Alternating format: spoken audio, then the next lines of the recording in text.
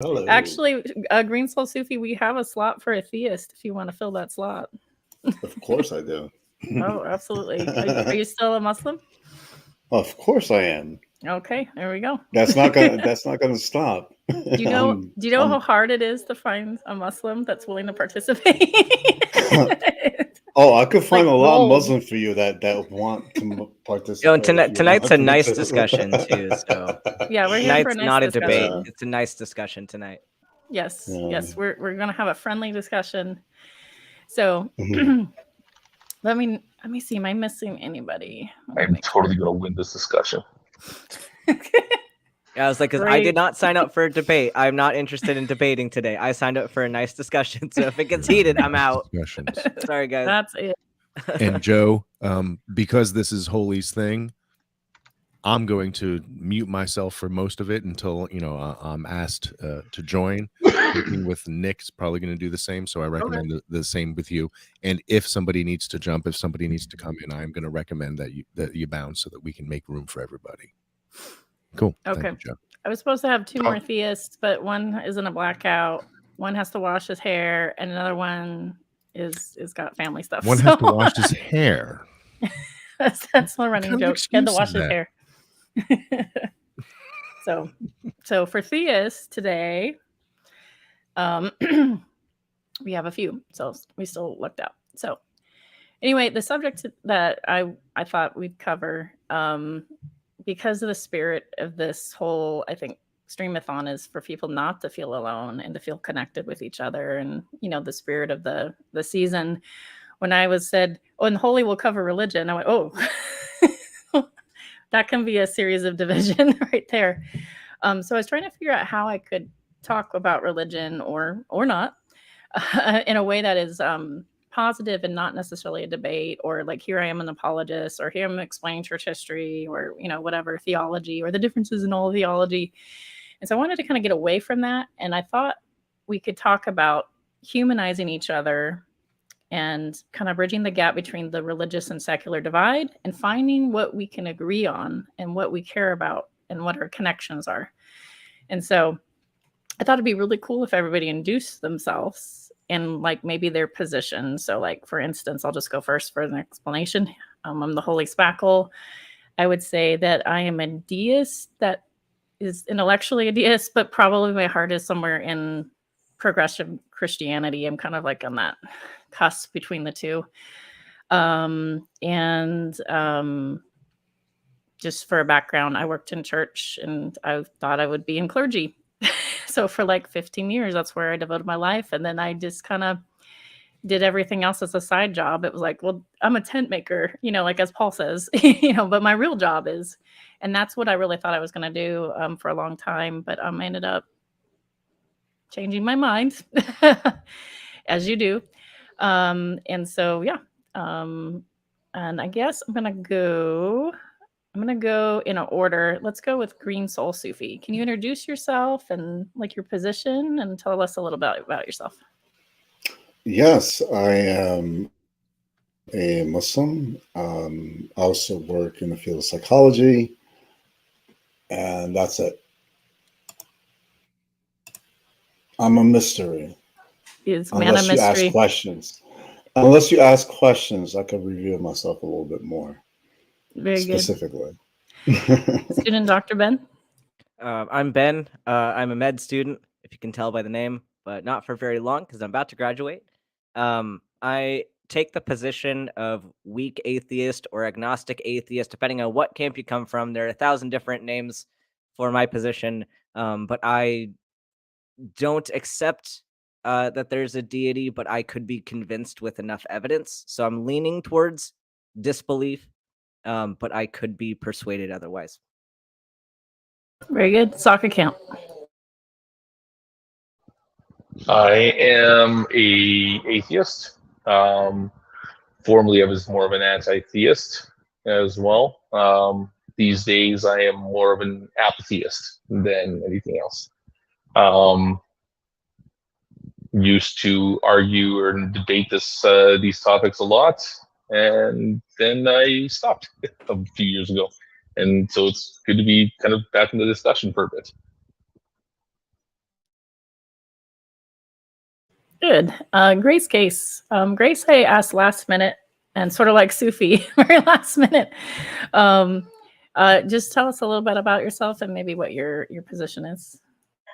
Hi, I'm Grace Case. I am not used to using the labels that you guys use. New to all of this. So I'll just use the labels I'm used to using. I'm front and center. Okay. I'm a Christian. So obviously that makes me a theist. Um, not in any kind of ministry paid position. Have been a Christian for goodness, long time. Let's just say a long time. Don't want to give away my age. Um, don't I don't my preference in my faith is not to argue people into it in terms of apologetics. I prefer to show people who Jesus is, and that's kind of it. We used to call it Jesus with skin on it, or there's a lot of other people like Methodists are really big proponents of that, for instance. Rose. Hello, I am an atheist, and I was Roman Catholic, and I was an atheist for a long time before I discovered that there was a whole world on YouTube full of atheists. So I got into watching all of that and found all these lovely people. Very good. Sirius is here, so I definitely want to include you. Keep in mind that we are claws retracted because I know you can be fiery. Definitely, if you'd like to participate, you're welcome. Just let us know your position and a little bit about yourself. Sure. I am a former Catholic. Atheist, I use the term atheist. I also use non-believer, mostly because sometimes the word atheist is loaded and gives people certain impressions. And much to Chris's chagrin, I still consider myself an anti-theist, but I don't associate with most people who do use that term, because I think a lot of them confused it and thought that meant that they had to be against theists and like being nasty to people who believe. And I think that's a pretty reprehensible way to be. You can have an attitude about religion and not treat everyone else like they're a bunch of morons. Yeah, definitely. Well, I would point to Shannon Q as an anti-theist that generally has a very kind attitude. And I'm used to people that are anti-theists that are firebrands. And so it's a relief in a way to have an engagement with somebody who goes, well, religion causes harm. Well, let's talk about it. But they're not like, and I hate you. So it's, it's always helpful. Jordan, reason to doubt.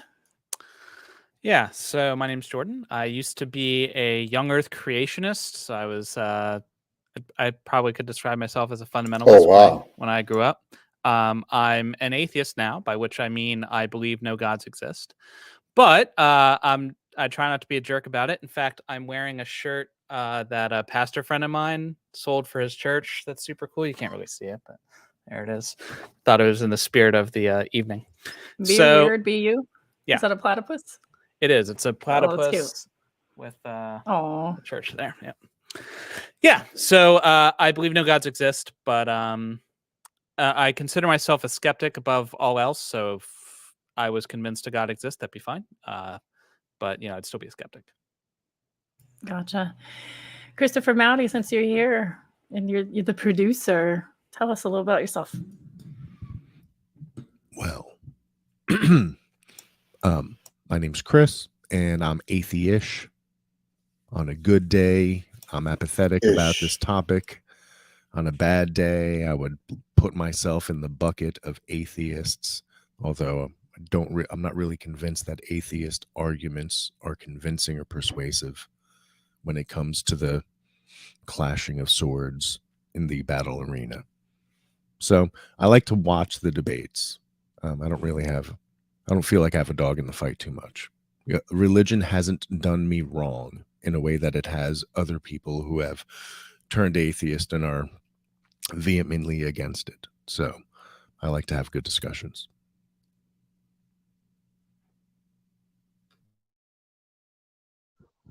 And he wins all of them. He's the winner. He's the winner. So keep in mind, we are simulcasting between 2 channels. I'm going to probably focus on my channel's chat. So if you want to chat in that, I'm going to try to do that. Usually I bring you guys up on screen. I don't have a way to do that. I mean, I maybe could screen share. I could screen share the chat, maybe. If you point to a specific, if you mention a specific one, I have your live stream open. I'll happily put that as a banner. Okay. All right. Very cool. So you're going to be really quick with the copy paste, I guess. Very, very good. So I wanted to cover some things where we think maybe that we could find agreement on, and that kind of is going to take a little bit of us kind of thinking about it and deciding. So I thought like maybe we could open up with like maybe the concept of charity, and what that means to you, and see if there's some things that we can agree on with things like that. And so for me, I think like in the concept of charity, like when I see somebody that has a need or human rights are being violated, or I want to make sure that, you know, the homeless have shelter or food, things like that. I'm really kind of interested, particularly in my stance of trying to meet that need without a specific requirement of that person to behave a certain way or adopt a certain ideology. And so like for me, like that's an example of charity that like I care about. And so I was gonna think of maybe we can do like a round the robin of like things that you think that maybe we could relate and connect with in that way. I guess I will start with, since you're in the left-hand corner, Jordan, you have any thoughts about that? Yeah, I mean, I think that us all being humans living on the same planet, regardless of what we think happens after we die, we know we're all right here, right now. And it's in everybody's best interest for us to make the world as good a place as it possibly can be. And a big part of that is helping those who are less fortunate than ourselves. And so whether it's, you know, ensuring that people have a warm place to stay, they have food, they have the freedom to be who they wish to be, that sort of thing. I think all of those are worthy endeavors, and it shouldn't matter what your political or religious persuasion is. I mean, who's against helping people, right? I could tell you there's some people who are against it. Well, they're jerks, and they're not here right now. Well, some people will believe that helping people actually doesn't help people. You know, like the people have to actually, you know, fill with their bootstrap. I don't know what the terminology is. I'm not agreeing with this, but they're pull up by your bootstrap. Yes, they're the people who think that helping people actually kind of discourages people to actually strive for things. Well, you could say, though, that fundamentally the goal is still to increase human well-being, even if they think they have to conjure up some bootstraps in order to do that. And so you might be able to find common ground with that goal and hopefully explain why pulling yourself up by yourself is perhaps not the most efficient way to get to that goal. You know, but even then you might be able to find some common ground in just basic human decency. Of course, there's going to be some people who can't even get there, but you know. Yeah, I guess it goes into degrees of how you will help society. Like if you help society a little bit too much, then they become complacent in some ways. They don't strive for things. Things are just given for them. You know, this is the argument. Right. Yeah. I mean, for me personally, I'd rather somebody be complacent and fed and clothed and sheltered than. I agree with you. Yeah. I totally agree with you on that. I totally agree with you on that. But I do hear the argument. So just to right, like along that argument, because you often hear that it has to be one or the other. Like either you give the man a fish or you teach him how to fish. But really, if you're using this realistically, why couldn't you give him a fish and then also teach him to fish? Could you start off by extending a peaceful gesture, saying, "Hey, I want to help you, and also I will help you get your next one yourself." So I think that analogy is often problematic, and I think we'd all probably agree that we want both ends of that to be met. And I don't think any of us here, regardless of our background, would say, no, I don't want you to have these things, and I also don't want you to learn any of it. I think we'd all want to have both, if at all possible. Yeah, I agree. Like this idea of like the blanket charity is a weird one, because to get to a certain point where you want to be like invested in helping somebody, but when you're in that position where you're putting more effort into improving somebody than they're putting in themselves, sometimes it actually breeds the wrong type of emotions. Yeah, and I mean the thing is, the sad part is, there are people, to kind of continue what Green has said, there are people who neither want to give the person a fish nor spend their own resources to teach them the fish, even if it means making their own society better. I've had conversations about this with people regarding criminal justice, and like there's things we can do that can help people so that they're and if you want to view it as charity, you can, but basically will help that person that was committed a crime, that they can have a better life, so that they're less likely to turn toward crime, and they'll even recognize that that's possible. These people I'm talking about, and they'll still be against it. It's kind of crazy. I have my position on charity. Yeah, there does come a point where, because someone can, some people will become dependent on it or will take advantage of it, and I have a hard time, because my inclinations are generally to help people whenever and however I can. And I'm kind of someone who's got a lot of mixed emotions about it. So that's my impetus. But I've also had people take advantage of that, and so I recognize that's a real thing. I would err on the side of helping people, though, because like you said, I don't want to have somebody starve to death. It's easy to say, well, that person is not doing anything to help themselves, but they may not really be able to or know how. And so I would feel terrible if somebody starves because I just said, well, screw that person, they're not doing it right, they're not working hard enough. But I kind of feel, the way I feel about charity, though, is it's going to sound like the people that I just criticized, but it's not. That really, charity is a stopgap measure until we find better ways to make people's lives better. And I've talked before, we were talking about politics, about basically trying to cut down on the exploitation in our system so that more people have their own means, so that they can support themselves, they can take care of themselves, and live a happy, functional life. But I understand that since we're not doing that, we or at least we're not doing it well, that we need charity for now, until such time that we can make a better society. How are we not doing that well, though? I think in this country, actually, I think we're really charitable in some sense, because people are not starving in the streets. I can't say with other countries. They are, though. They are, though. Like, Yeah. where? It's better here exactly? than a lot of other Pennsylvania.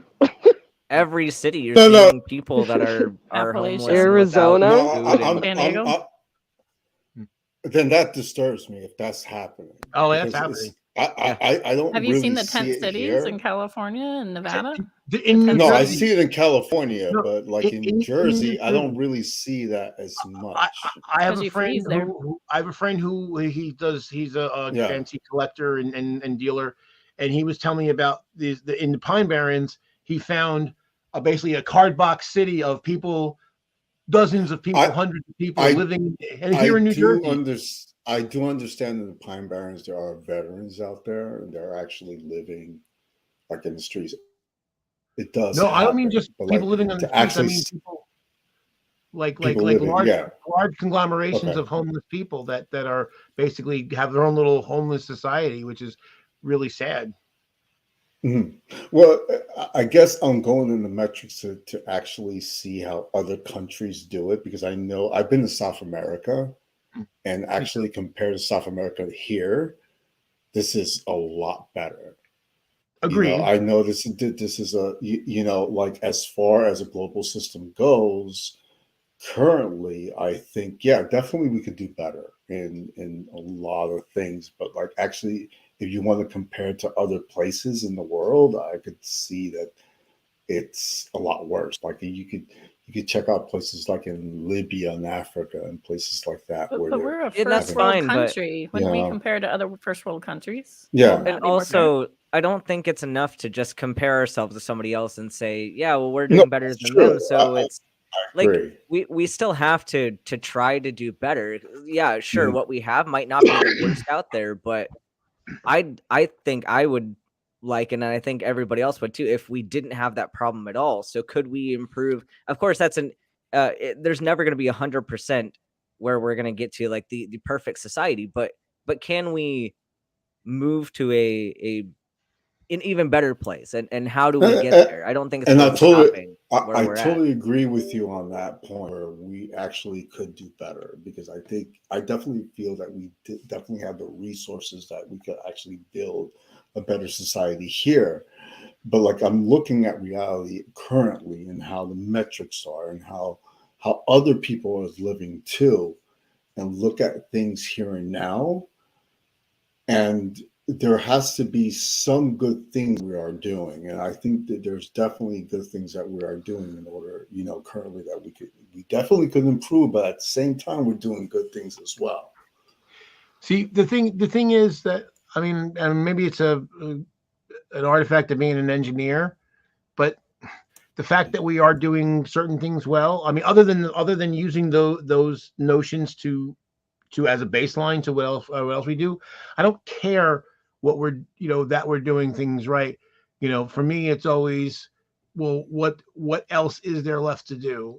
And it's very easy to kind of get into a situation where you get kind of lulled into inaction because you're more focused on what we're doing right as opposed to what we're doing wrong. And the thing is that, to me, I think unfortunately what happens, people get uncomfortable talking about it because they kind of feel like, like they're taking blame for something, and it's not about, to me, it's not about blame. It's about problem solving, right? That's what I do. I mean, that's what engineering is all Yeah. about, problem solving. It's not about blame. It's about what we as a society collectively not doing right, or what are we doing well that we could be doing better, that we can work off of. Well, I think human beings are more complicated than that. I think there's also a lot of emotions that get into this. There's a lot of beliefs, and it's not so black and white, and Yeah, definitely I I'm think learning about this. I think we're gonna have like differences in how to get to the solution, but I think a lot of Yeah. people care, and religion's not required Mm. necessarily, or type of religion. It's like literally the ability to see humans, maybe. I know that like there's a couple of people Oh, that did not well, get to weigh into this. yeah. Amarose and Grace, I'd like to hear from. Thank you. I was just going to say part of that charity is also the volunteer time. So, if you're not giving people handouts, which a lot of people don't like to do, people don't like to give somebody on the corner money because you don't know what they're going to do with it, or just give them food because, okay, well, great, that solved one meal, but what about the rest? So there's that volunteer time where you can volunteer at the organizations, and that's the larger charities that actually help the people find jobs, have a clean place to live so they can actually go get a job, that kind of thing, transportation. So, um, yeah, we could do better. We're not that bad. I think everybody's points so far are totally valid, and I'm like nodding my head with everybody, even conflicting. I'm like, yeah, I see it. I see it. So Cool. that's my thought. Yeah, and to piggyback on what you just said in terms of it, we don't have a perfect system in the city where I live. Homelessness has been front and center, and it's very clear that with all the work that our city has done, that there is no perfect solution, despite faith groups coming together, the city coming together, the government groups, all kinds of groups coming together trying to figure out a solution. It's not an easy problem, and it's not going to be an easy fix. So, it may take 2 or 3 or however many iterations of a solution before we find something that's even puts a dent in what is a growing problem, and it's probably going to keep growing with the current situation that we have financially impacting people. um and as far as kind of across the board how we respond to um charity as a whole, I don't think religion or lack of religion really affects that. And I know that unfortunately, um the big C church tries to maybe sometimes corner the market on that, and that's not true. I've served with and beside the American Atheist group, so it, Yeah.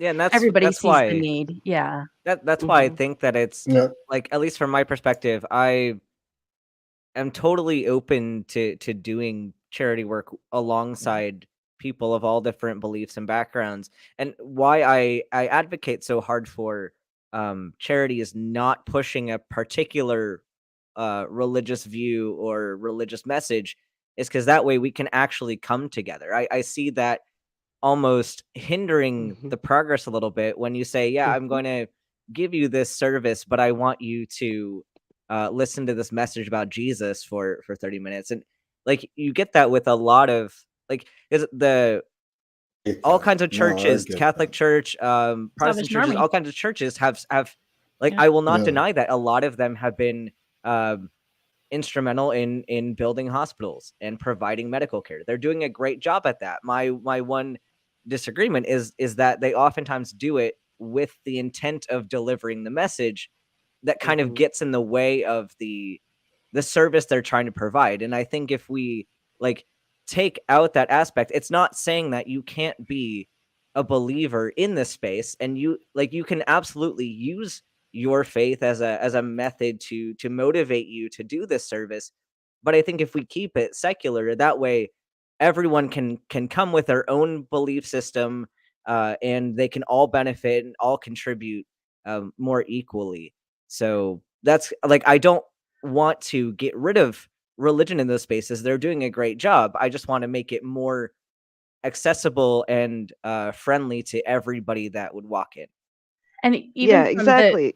Yeah, exactly. It's the charity without the conversion.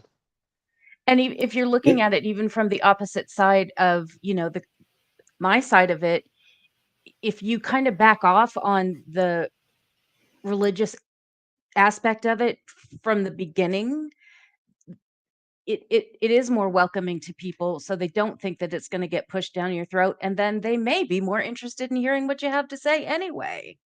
So you never know. Yeah, I don't know if because I'm a religious person, but like if I see somebody like hungry or I get angry, like I get emotional. My first instinct is to help. That's what I want to do, But as far as me being a religious person, my main objective is to help this person. That is just instinct for me. Do you think that So, is part of your religious nature or your human nature? it's funny because I always question that, but for me, I just merged it, because it was just always there for me. That's how I That's used what to I see it. know. Yeah. I used to And merge it. that's what and whatever, for me, it's not a rational thing, it's an emotional thing. That's what I feel what religion is. It's a really spiritual thing for me. And that's just the way I kind of grew up with it. And it's a feeling, I guess. But as far as rationalizing things, it's different. I use my mind to rationalize, how to do my taxes or like learn things like that. But I always rationalize my spirituality with my emotions. And it may be the incorrect thing to do, but it's for me, spirituality was always emotional.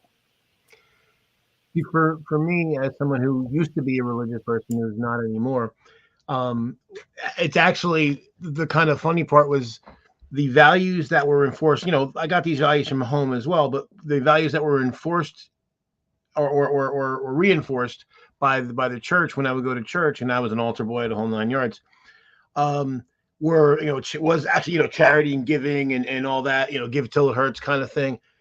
And yet because the church didn't live up to that, we didn't have any crisis center, we didn't have a soup kitchen, we didn't have any community outreach of any kind.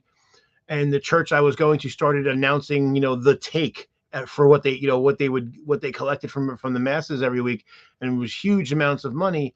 And I became disillusioned with the religion, and said, well, you taught me to believe in these things, and you don't do any of them. And so I left the religion and kept the ideas. Gotcha. And so I would say my liberal. Yeah, I did something very similar to you there, actually. Well, my liberalism was born out of my Catholicism, kind of in the way American liberalism was born out of a Catholic revival in the late 1800s in Kansas. That basically where Catholics were saying, hey, we talk the Gospels, we talk Jesus and all these things, and we're not living up to these principles, and so let's do that, and let's take care of our fellow man, and that kind of so that there's a really good book called What's the Matter with Kansas. It talks about how Kansas went from being kind of the center of American liberalism to becoming this right-wing bastion, and how did that happen over time? How did that become perverted? But yeah, that's where so for me, I was able to separate the two. Yeah. The problem is I can't. Yeah. Well, the way I used to look at it as a Christian theist was, I would say, how Buddhists say namaste, which is, I honor the divinity in you. Well, in Christianity, there's the Imago Day, which is you're made in the image of God, and that God created you, and you're special, like kind of thing. Not to sound like Mr. Rogers, you're special, but sort of like that. And so in a way, it is sort of the Christian version of namaste. It is the version of like you have an inherent value just because you exist, and so I would merge the two. So I'd take, and I'm just gonna try not to get too debatey, but secular atheist movement thinks that they have ownership over over humanism, but Christian humanism has existed for a long time, for many centuries, and I'd argue it came mainly from the Catholic Church.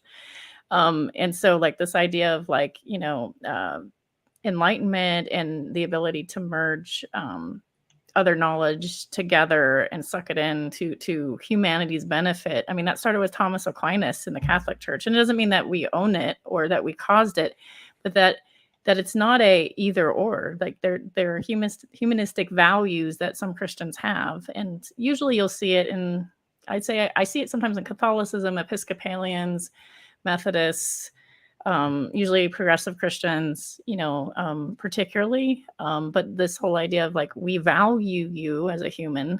We want to, like they might believe in human rights or the benefit of having everybody like have an equal chance at something. But like you'll find more and more people it's not an either or game for a lot of folks. So I was going to kind of move on from that in a moment, but does anyone have any final thoughts?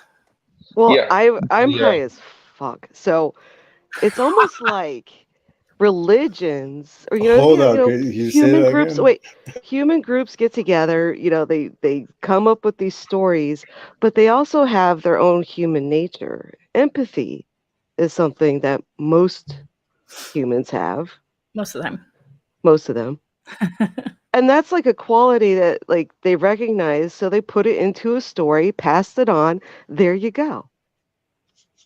So it's like it's just those good qualities being taught through these stories.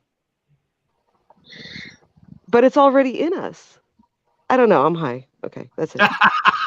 Well, I mean, there I think the there's golden a, rule. Sounds awesome. The golden It rule, sounds you know, is great. this like do unto Yeah. others, or there's the platinum rule. There's different variations of it, but it's in at least 13 different religions, at least, and that's an interesting thing. Sokka wanted to go. I think there's a disillusionment with some of the charity bill is that charitable organizations, from the religious perspective, have the kind of the agenda kind of baked into it for some of them. And it's you don't have to take a stretch out there. You don't have to look hard to find stories about charitable organizations skimming off the top, and money that you give in, how much of it goes towards administrative fees and things like that. And even like the type of charity that we put into social welfare programs, even things like Medicaid, things like that. When you look at like that, like GoFundMe, the majority of like the things that are going on there are people trying to pay for medical bills. Like the problem is that I don't think that people know how to do charity. Like you can do it on a really small kind of micro scale, like go out, feed a homeless person, whatever, like on that small level. But like once you start like branching onto like the larger organizations, I think that there's a lot of people that are just disillusioned with them because I don't think they do it well. I don't think the people that we put trust in to make sure that our charity goes far actually does it. Well, and that's why like there's some places that rate charities, right? Like I think I can't think of the organization, but eliminate charity but altogether? it rates the charity as which one's successful, how much is going within the charity, how much is going to the CEO of the charity, things like that, and they'll actually rate and grade each charity. Guess what? UNICEF's not doing very well. Guess what? Doctors Without Borders is doing very well. Guess what? But people still keep to them. Wounded Warriors is not doing very well. Like, and you can kind of see, and you're like, oh my gosh, Wounded Warriors, like really, like and UNICEF, really, because Audrey Hepburn was like a big UNICEF, person, and UNICEF really changed my life. Well, UNICEF must have changed because they pay their CEO way too much, and so like now there's some organizations that are starting to hold these charities accountable, and I think that's something as well. Like I think it's valid to worry about those things. Absolutely. Yeah. So I was going to segue to another subject because, I think we can agree, like things like charity might be valuable, but we might disagree on how we go about it. And that seems to have some variance no matter what your belief system is. It doesn't matter, and it's more of like almost like in the veer of political idealism. So the next thing I wanted to cover was, kind of your general morals philosophy. And it doesn't have to be super in depth. You don't have to be a brilliant philosopher. But how do you go about checking yourself and maybe navigating morals and ethics to the world? And how do you kind of check yourself in that? So for instance, for me, I'll just use me as an example. When I was a Christian theist, I kind of subscribed to divine command theory, that whatever God said was good and whatever God said was bad. And then I kind of merged it with a little bit of virtue ethics. Like, these are the traits I'd rather move towards. So like, the fruits of the spirit are love, joy, peace, patience, kindness, goodness, gentleness, and self-control. And I'd want to like kind of edge my way to these traits. And then anything that was pulling me away from these traits would be things that like would make me not my best self, and I would think about it in these terms. And then obviously, if you're a Christian theist and you've been conservative, there's a little bit of consequentialism mixed in as well, like clearly. So like I kind of had a little bit of a hodgepodge of things, and I didn't know as a theist, other than, this is what's righteous and this is what's bad and this is what's good and this is what's evil.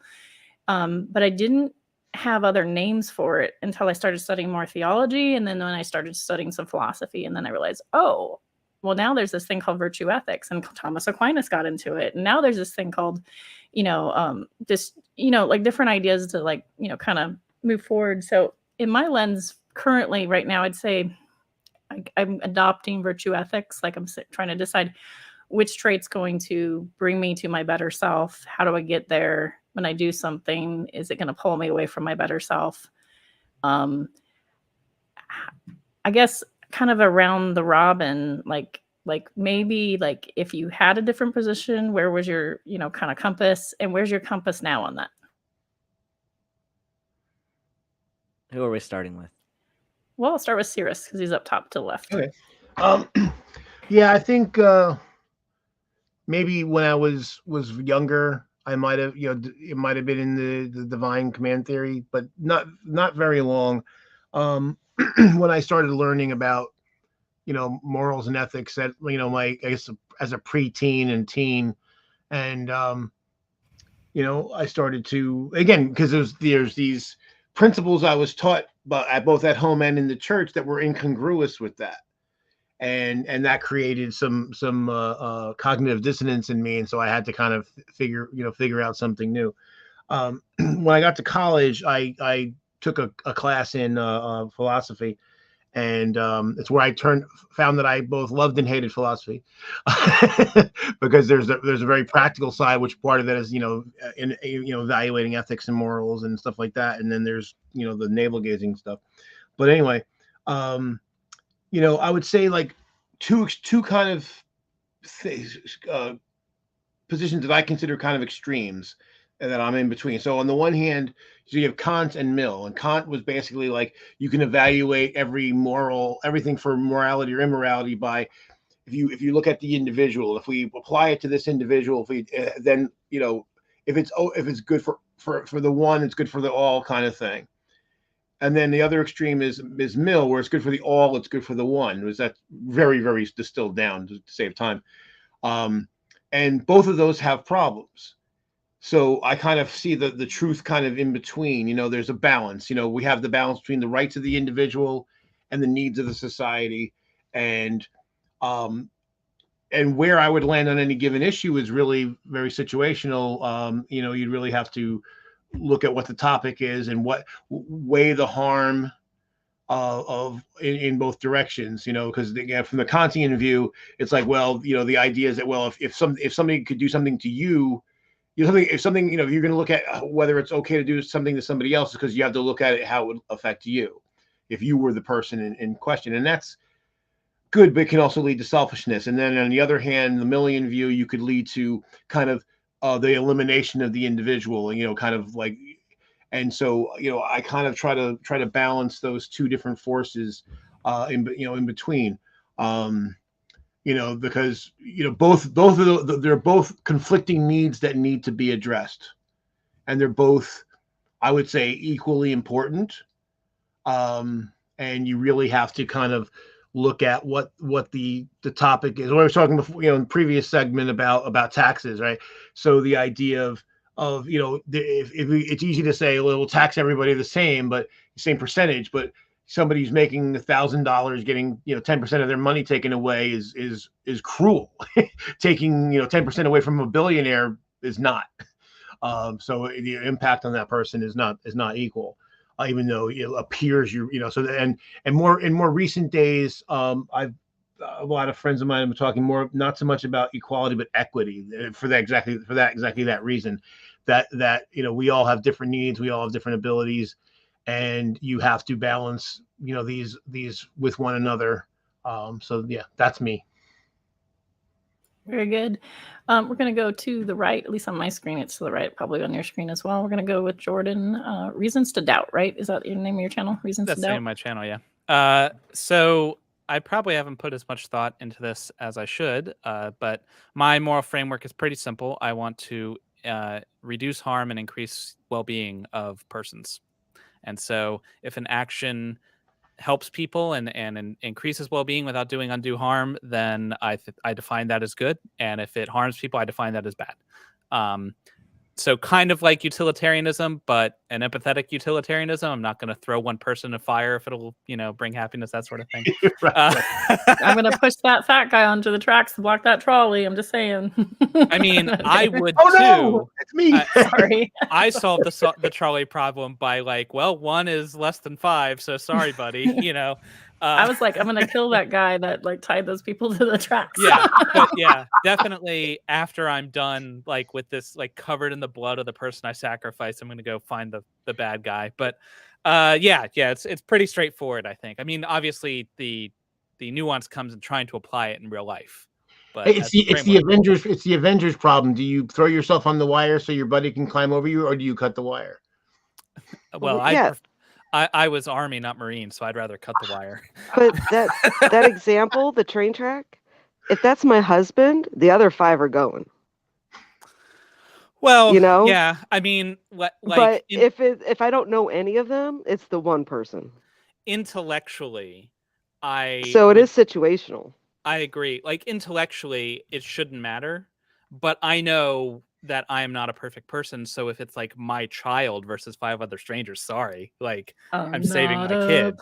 See, this is all this is all an interesting debate because like it's all theoretical until it isn't. Like this is a problem I actually deal with in medicine. I actually deal with this, and especially looking back at COVID and the issue we had with ventilators. We don't have enough for everybody, so who gets one? Yeah, triage. Like it's really difficult when you're actually faced with it instead of just like thinking of it as some philosophical problem. And you could go like this young person has a better fighting chance than this old person, or you know, like right, like probably... a lot of risk and versus benefit comes into play there. Like who's going to get the most out of it, and what's their likelihood of survival plays a lot into it too. But it's rough because you're still battling someone's autonomy, and their right to be able to say this is the care that I want, but also having to balance like we only have one of these. That's why we don't give kidneys to alcoholics. Yeah, you have to really get your stuff in shape before they'll go put you back on the list for sure. Right. I'm gonna try to get us out of the trolley problem and get us back on track of like how people kind of frame their moral compass. I'm gonna bring it to Green Soul Sufi. Yeah. Okay. I feel that I have the best ethics in this whole room, and I am actually qualified.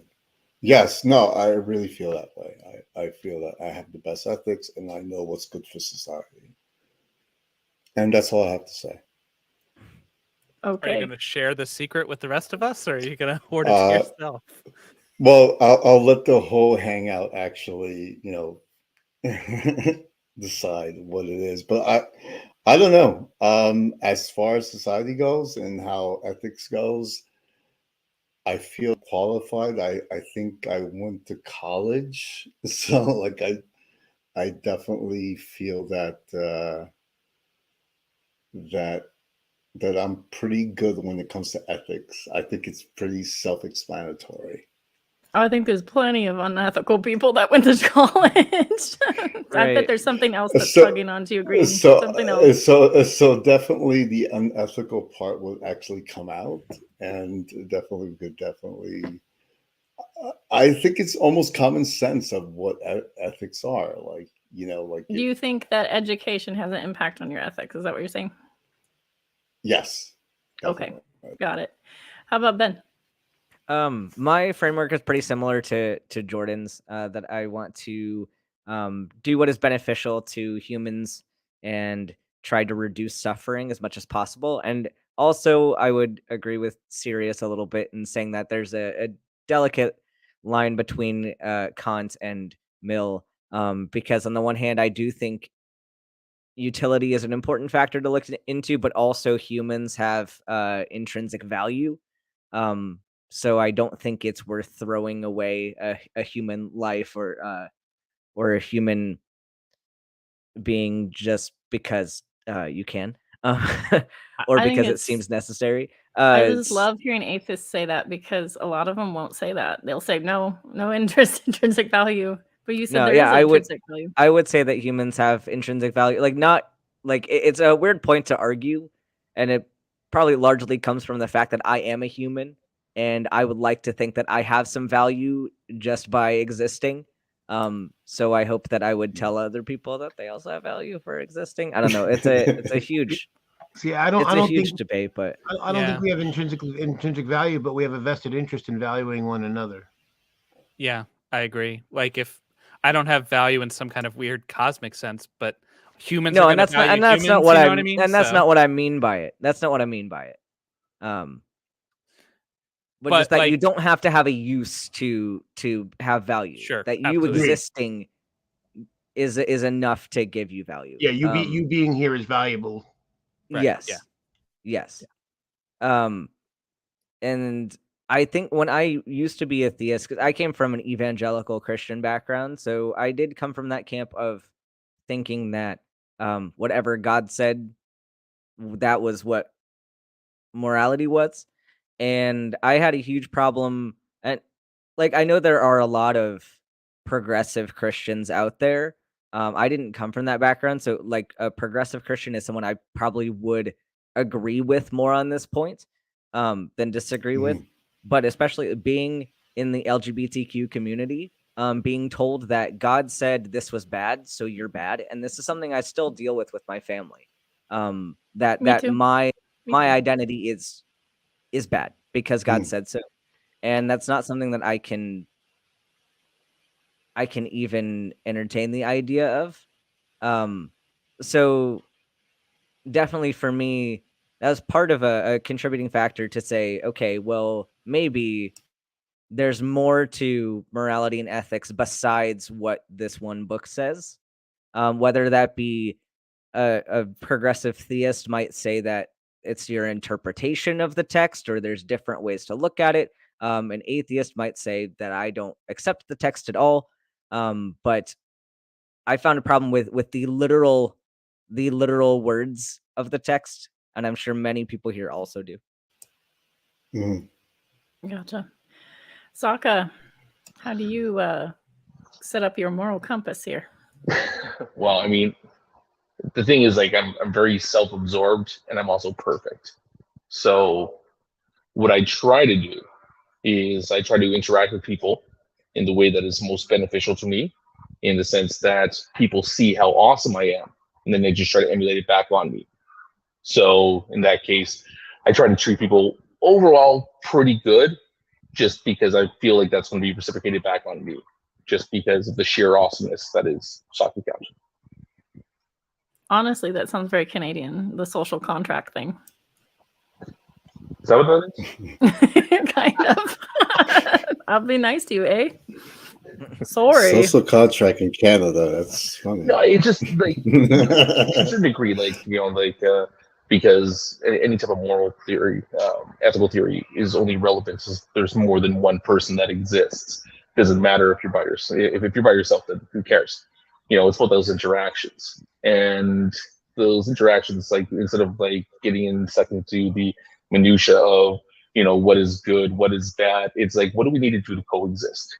Okay, and then there's that expectation that this that if you put the effort out there, in almost in the same way that virtue ethics do this, if you become that beacon, living a life of you know, trying to reach that stage of eudaimonia or whatever it is, that, you know, people see that, people recognize that, people see a good life being led, and will try to emulate those behaviors.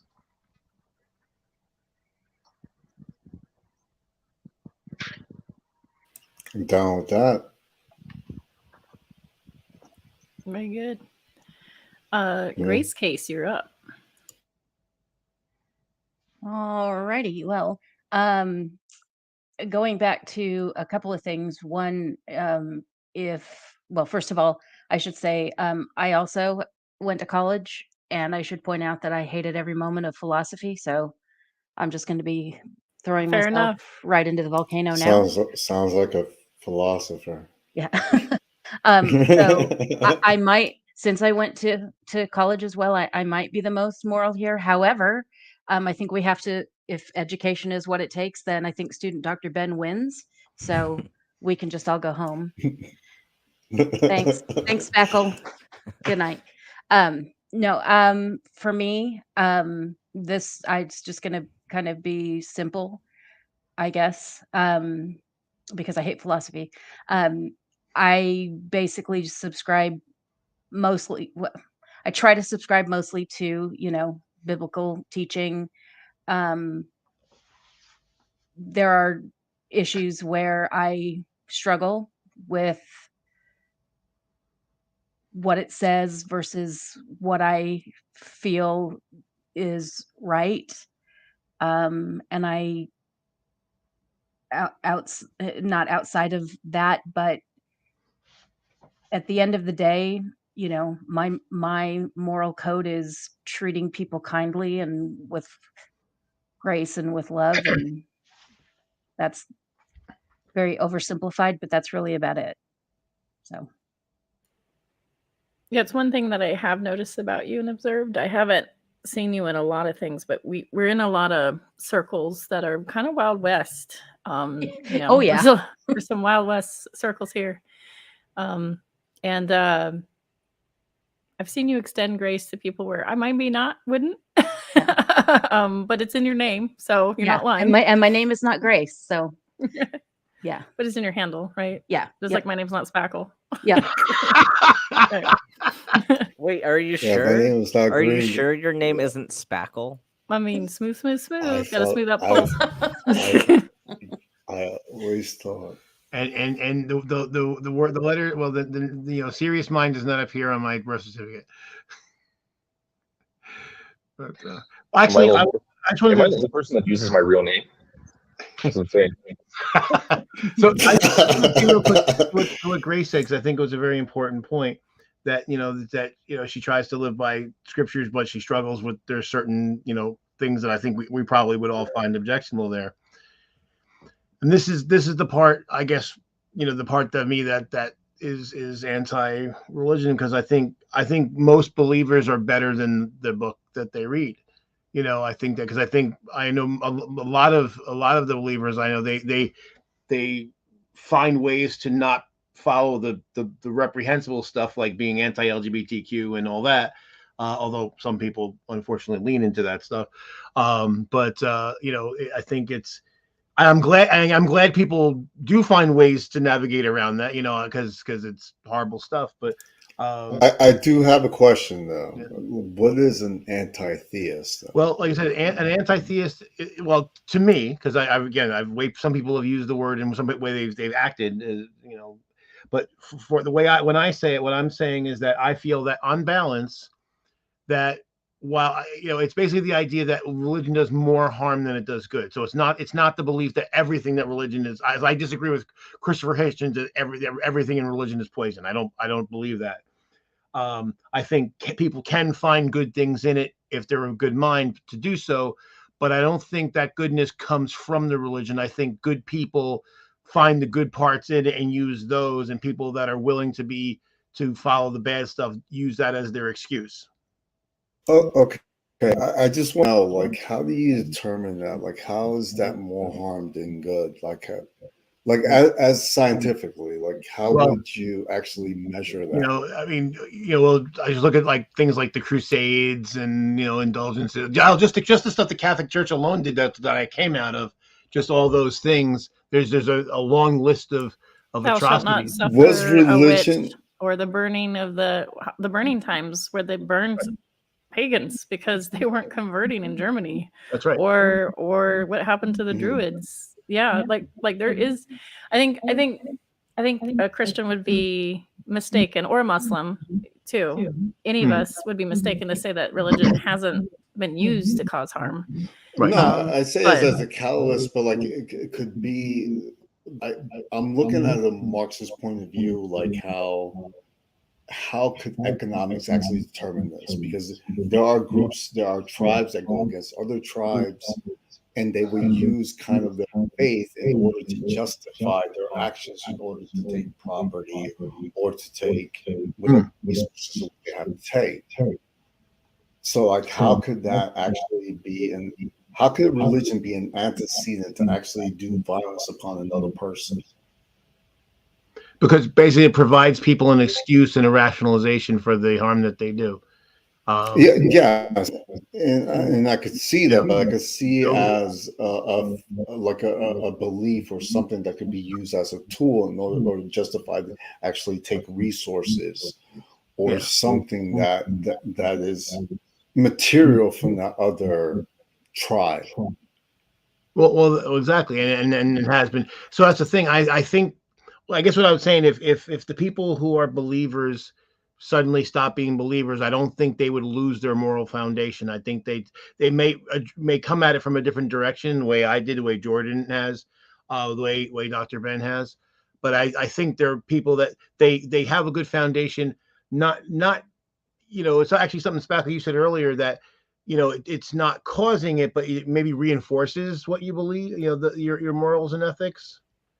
Yeah, maybe. I think that when religion goes south, and this is just my opinion, and I really want to get to Amaro's next because we kind of got kind of derailed here, but I'm sorry.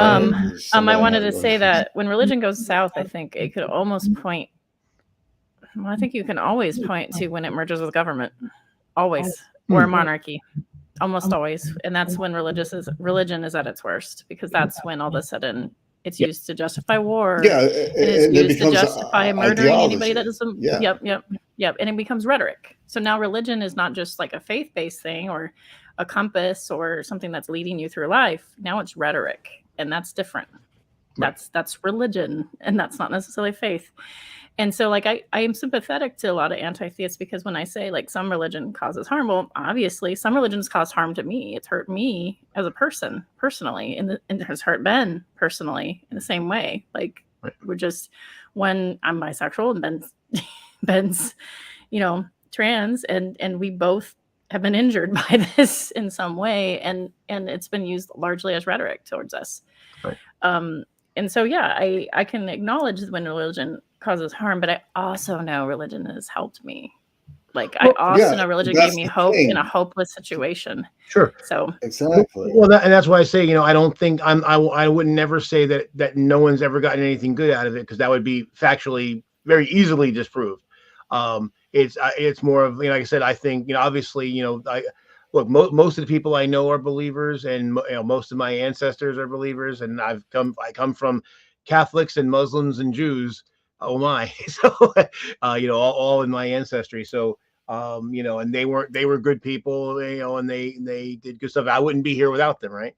So but I would say that their faith actually helped them to be good people. Maybe not. I don't know. It depends on the person. And I feel the same way. Like, actually, my faith actually helped me to be better to other human beings, because it actually taught me certain things. I'm a better person now that I don't have faith, though. As a counterpoint, I'm just demonstrably, by any metric, a better person now. We're getting in the realm of debate, which is what I wanted to steer from. Yeah. So I'm going to move on from this, Green, because debate is great, but you and I come from that, and no, I'm not debating. I'm not debating, and we're headed towards that.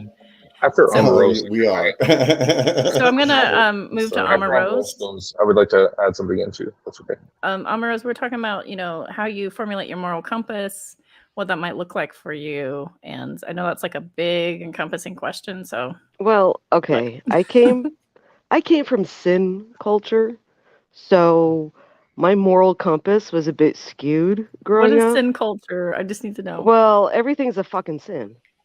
Like if you eat meat on a Friday, it's a sin. If you have sex before you're married, it's a sin. If you masturbate, it's a sin. If you think about something, it's a sin. It's like, no. That's not even like true. Like, what the heck? So I'm just like, I think the one thing that has always stuck with me is the golden rule. That's it. If I don't want something to happen to me, I'm not going to do that to you. I've become a better driver because of that. I'm a little calmer on the roads. No road rage. Now, for my morals, now definitely rely on the golden rule. Ethics, that is a little more, to me, that's more nuanced, because when I think of ethics, I think more widely beyond just myself, because I put it into like a business setting. So I don't know how I would say I like formed my ethics. I guess that would be college. going to law classes, ethics classes. But I've never really thought about well, I guess, okay. As far as being ethical, for myself, I've always had a hard time lying. Like I can't, like I don't want to lie. Some people like lying. They do it all the time. I can't do it. And I think that's where the ethics part comes in for me. Is no matter what, be honest. I'm a very blunt person. People have said I'm abrasive. So That You're is from the New Jersey? running commentary. Like when yeah. I used to have like when I was your admin, people would go, "Mama Rose, this is so direct." Oh. I have to ask, are you from New Jersey? No. Oh, okay. Nope. That's Mm-mm. that's kind of a trait of people here. But I don't know. Maybe I think that could be just a product of how I grew up. I mean, lying, that's one of those things that you're taught not to do. That's also a sin. Like if you lie, you're supposed to confess it to the priest, Um, but it's just one of those things where I just couldn't. Anyway. Okay. Gotcha. Saka, you had some people have a something- really hard time Yeah, telling I the think truth. that there's like one of the things that Green Soul was saying with religion making you a better person. I don't think that necessarily religion makes you a better person or not, but there are some things within ethics that I do like with some religions, and those are things like the concept of patience and forgiveness. I think is really easily done in a lot of religious moral frameworks and a lot harder to do in secular ones. Not that easy. I'll say this one thing that I guess certainly I think any Catholic would identify with this value, and probably a lot of Christians, other Christians would as well. But even though I don't believe in a celestial type of redemption, I don't think that I don't there's a soul to be redeemed or anything like that in a cosmic way. But I do believe in the concept of redemption, in that we're all flawed individuals. We can all make mistakes. We can all do things wrong and hurt people, whether it's inadvertent or on purpose. But everyone should have room to improve themselves and basically redeem for because like I got a temper, right? So I try to like make up for that and and stuff like that. So I think that's an important value that I think that certainly, at least the Christian religion does teach. I think that's probably my favorite one of all the ones that they taught me. Gotcha. Yeah, and it's not just, it's both sides of that whole redemption, It's you asking for that and then the other person actually reciprocating it. Yeah, that is a big part of it.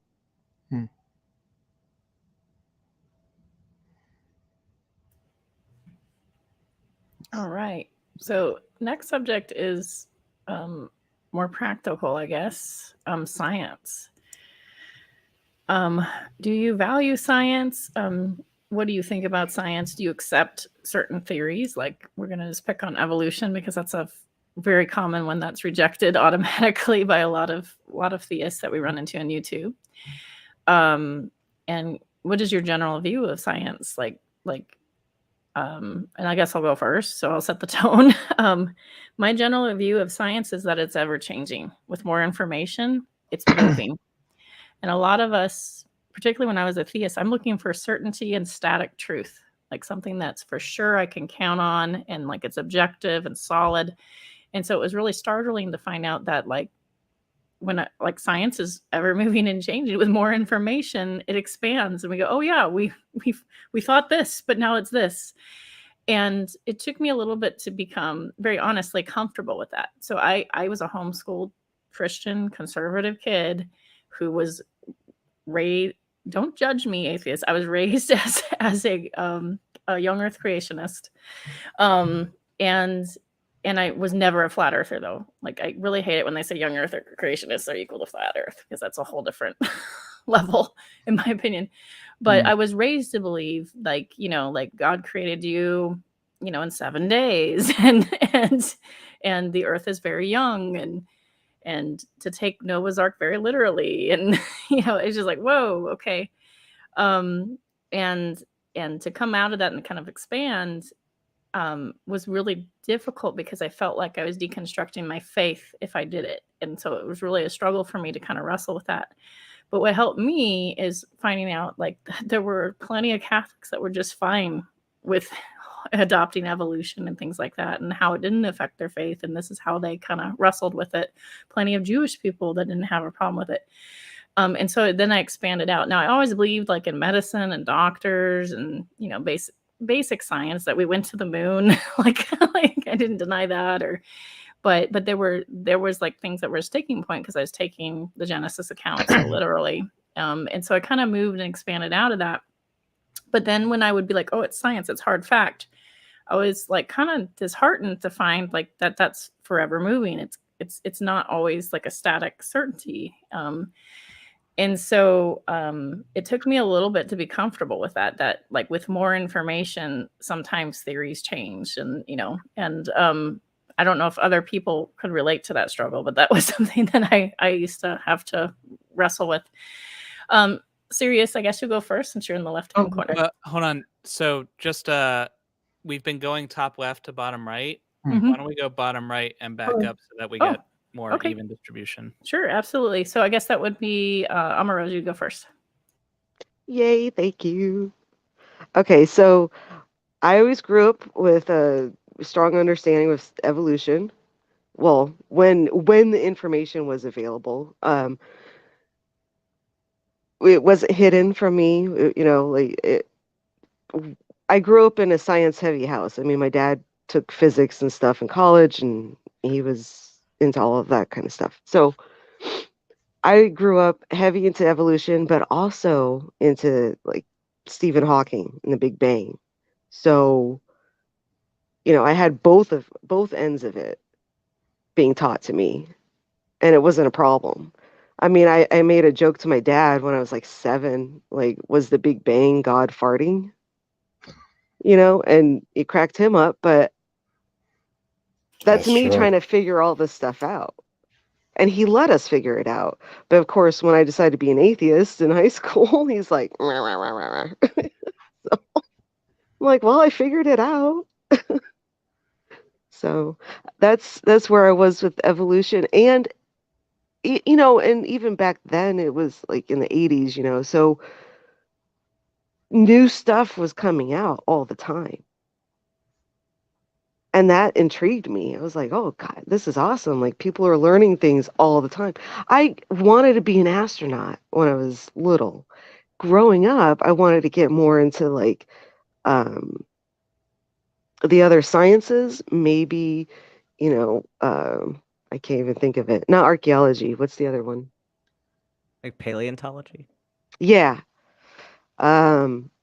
Getting more into that, but then like I was also drawn into physics and back again to the sky, so I always was taught it wasn't a problem. It didn't conflict, and it actually helped me leave religion. So there you go.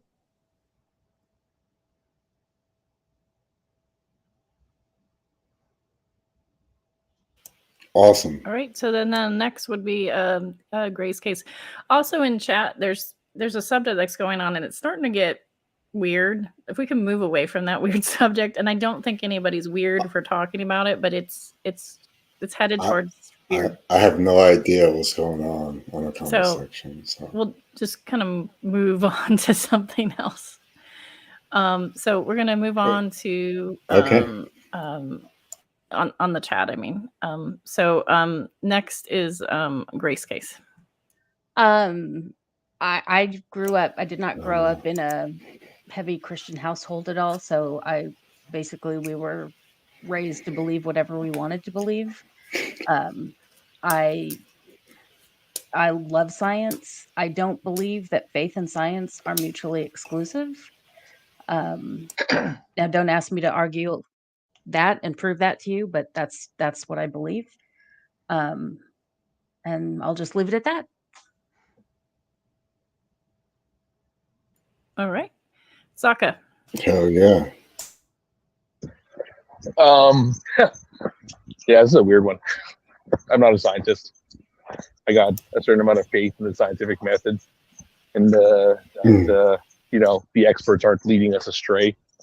But that's about it. Most of my viewpoints on science might be influenced by my metaphysical viewpoints that kind of rule out supernatural explanations of things, and that at least we're working towards something that's a plausible answer. But I'm not a scientist. My belief in the scientific method doesn't really have too much of an impact on my day-to-day life. Gotcha. I mean, I guess it's a really boring answer, I guess. I don't know. No, you just like it. I mean, it probably impacts you more than you think, like how you maybe view medicine, things like that, and things that you don't think about. I mean, I go to the doctor. I make sure that they balance out my four humors. Oh my god, that's pretty exciting. I'm excited. I don't have a build up a file. Pretty exciting, and we're good. However many leeches they say, I do. How many leeches they say? See, that science is always changing. Actually, leech therapy is still used today. I guess. Is. We actually had a patient with who had leech therapy done. Isn't it to remove like dead skin or? Yeah, we had one for a skin graft. Somebody had necrotizing fasciitis and had to get a skin graft, and so it helps it to not like get so swollen with blood. So. Hell yeah! Yeah. I wish I could see that. It's important for Sokka to know that pretend fashionista is a Sokka fan. She is a Sokka fan. You have a fan. Oh, awesome. Subscribe to my Patreon. Check me out on TikTok. Leeches? I actually don't have either of those things, so don't do it. Student Dr. Ben? I hate science. It's terrible. No, just kidding. Come on. I studied science. So for me, I came from a young Earth creationist view, and then I got to my biology degree in undergrad, and it took me a while to kind of figure things out, and I spent a lot of time in that evolutionary theist camp, like, because I still to this day, like, as an atheist, I don't think that evolution and like theism contradict necessarily. I think that certain people can justify a different interpretation of a creation story, or say that that particular story wasn't entirely true, or that started it and then evolution, happened after that. I don't have any reason to argue with somebody over saying that Christians can't believe in evolution. So I would agree with Grace in that. I don't think that that's a contradiction necessarily. But for me, a lot of it was that I had learned about evolution, and what I was taught was different than what the church taught me. And so that did one thing for me. And it wasn't that like the Bible was wrong or that Christians were wrong. It was that those specific people that were teaching me were wrong about something. And that means that they're not the absolute authority on everything. And so that was for me questioning, okay, do they actually know what they're talking about? Have they actually studied this? Because they haven't. If they're saying that evolution is a monkey just magically turned into a human, because that's basically what I was taught evolution was. I was like, well, this isn't how I was taught, so they were wrong about something. But yeah, I value the scientific method. I do agree with Spackle in that the method itself is very it's very dynamic. We're constantly learning new things, and if we honestly investigate and something that I currently believe is proven to be false, then I will change my views to accommodate the new information. So that's I think a lot of you said points that I would agree with as well. Did you ever have a discomfort in that? No.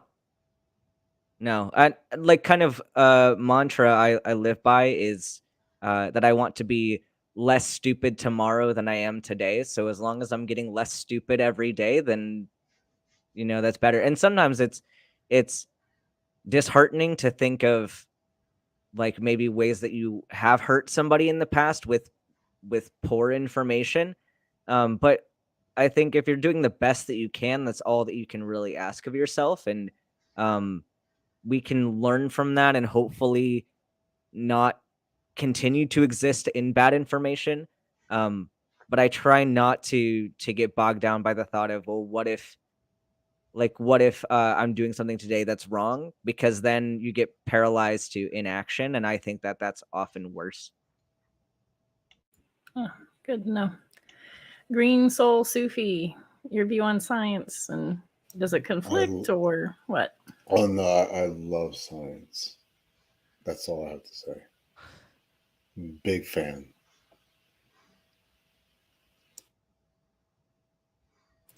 I'm going to read Melissa Boomer's comment just because I thought it was interesting. Consumability of religion and science is almost necessary for a Christian deist. I'm a Kant and Wittgenstein, thank you, person. Yet I'm a Christian deist, as I think my eyesight is so blurry today. I don't know what's going on. As I think they'd be more overt about now. Holy Spackle, I actually have a question. What does it have to do with Stein? What's that? You said Kant and Wittgenstein, that philosopher. So I'm just wondering, like, how does that? I was just catching up with that comment because I wanted to read it out. That's all. Sometimes I'll catch up with the comments because they're behind. So, I'm gonna move over to Jordan. Your turn. Yeah, so I think that science is the best method we've used to learn about the world around us. And it's not the only way to get to valuable information, but it's perhaps the most reliable way we found to not just increase our knowledge, but also through that to improve our station. I mean, demonstrably, humans are better off now than they have been at any point in our history. And that's largely due to scientific advances. I would say, though, there is a common perception, I think, of science as like not necessarily unreliable, like you said, always shifting and things like that, because I think a perception some people have is like we believe A, but at any point we could just believe B. Like something completely like we could just take a 180 and go somewhere else. But science, I think, is better viewed as the process of becoming progressively less wrong over time. And so if things are working well, you have some kind of theory and makes predictions, and they work pretty well, right? If a new theory comes along that makes better predictions, it must necessarily make the same predictions that the first theory did when it was right? And so the way to visualize it, I think, is like a lot of people used to think the world is flat. Then people thought the world was a sphere, and now we think it's an oblate spheroid.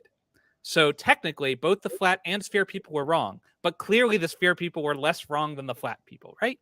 And so, like, I think people can let go of this nervous. Not saying that's how you feel, but some people feel this way. That like you can't rely on science because it could change at any time. I mean, yes, it could change, but like the magnitude of potential change progressively narrows, right? So we're not going to wake up tomorrow and find that that you can just jump and like exceed the speed of light. Like that's just not going to happen. So what a relief. And probably swam into some sort of heavenly body. Now, you asked about like conflicting with religion. I mean, demonstrably most scientists are religious. So clearly you can have a strong grasp of science and still maintain faith. So just empirically speaking, there's clearly not so much of a contradiction that you can't have both. I used to get very frustrated with pretty much the new atheists, like the Sam Harris kind of crowd, the Fry, oh man, Dawkins, because like they're following the rhetoric I would see was basically I would never trust a Christian doctor.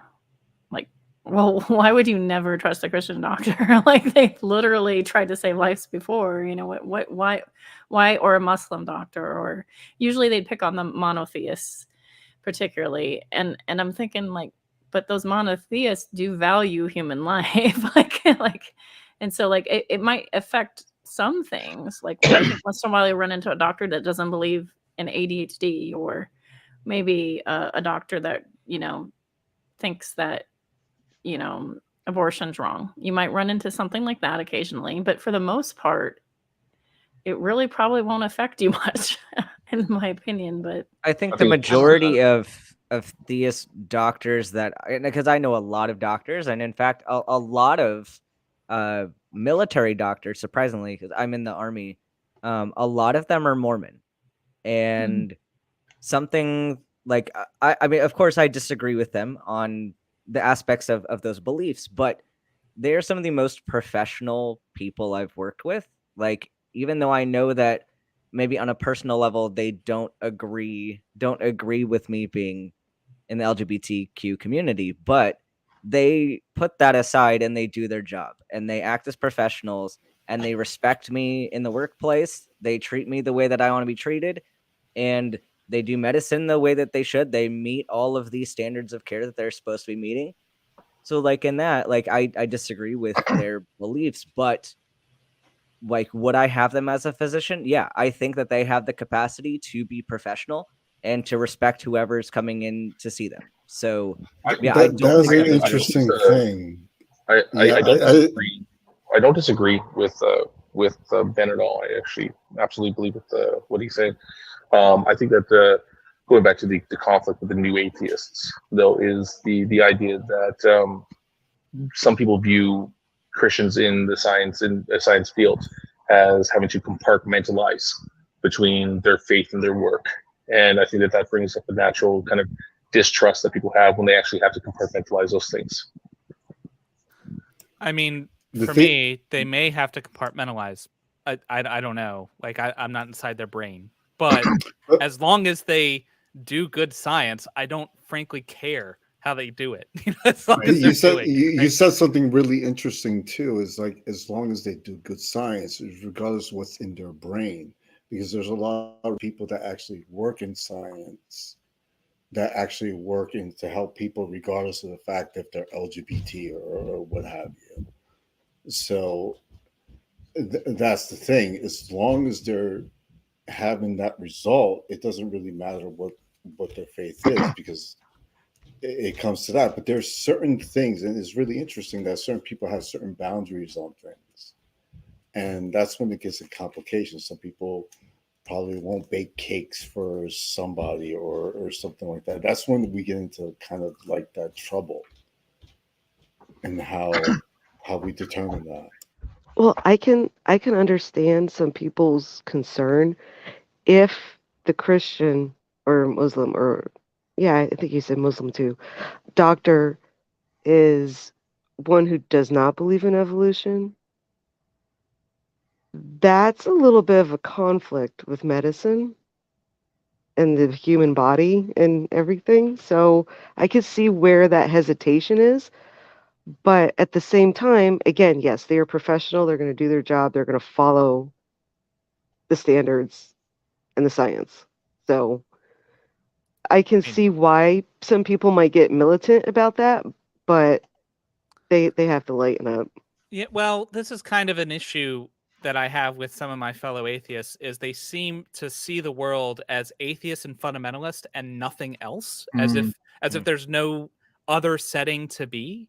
And the vast majority of religious people in the world are not fundamentalists, right, you know? Right. So, like, yeah, I would have a problem if my doctor thought evolution was nonsense, because that would usually mean that he's wrong about a lot of other things too, right? But like, well, I honestly have no idea what his religion is, but I found out tomorrow as Christian, it wouldn't. Yeah. Yeah, I mean, that's the thing. Where I'm coming from, I'm an engineer, so obviously, my whole livelihood depended on having a certain level of trust in science at the very least. But I guess where I was fortunate, again, coming from a fairly liberal version of Catholicism. You know, like they mentioned how, but they weren't. It was not a big, you know, fire and brimstone thing. That it was. We were taught it, but they didn't really beat it into our head. I always refer to it as fluffy Jesus. You know, whereas I know some people like, because we were like some of the earlier people just post Vatican II, so the church was trying to take a more hands off, you know, less fire and brimstone kind of approach to things. And Catholic, you know, at least in my lifetime, the Catholic Church has never had problems with the concept of evolution anyway. So I never had any conflict as far as that goes. And in fact, that's actually, see, I had the opposite. Like, I forget, one of you had said that you know, the believing in science is what drove you out of religion. See, actually, because I came from a non-fundamentalist, not even from a Catholic perspective, you know, a very, you know, unorthodox, you know, Catholicism, it actually took me longer to get out of religion because I rationalized my belief and because you know, whatever I learned in science and basically found for ways for it not to be in conflict. You know, so and to this day, I don't have a problem. I don't think that, you know, you can be a believer of any religion, and you can you know, trust what science has learned. You know, and especially since, you know, I also know that, you know, as we said before, you know, all knowledge is tentative. Although we're not gonna we know we're fairly certain we're not gonna jump in the, you know, and go at the speed of light tomorrow. I think that, you know, so coming from a framework that wasn't at all fundamentalist, you know, I never had any problem with you know, religious people, you know, and that's why I when you brought up Sam Harris, you know, again, an anti-theist, who the type of anti-theist I object to, because again, you know, I know myself, you know, like Matt Dillahunty always said, when he stopped being a believer, he didn't get smarter. He just, you know, figured something else out for himself. And I feel the same way. I didn't become a smarter person or a better person for not believing. You know, I didn't become a worse person either. But you know, there was never any conflict between science and belief. You know, so there's something that there's something that you said just before Jordan spoke. I'm trying to remember what the hell it was, because I was going to say something about it, but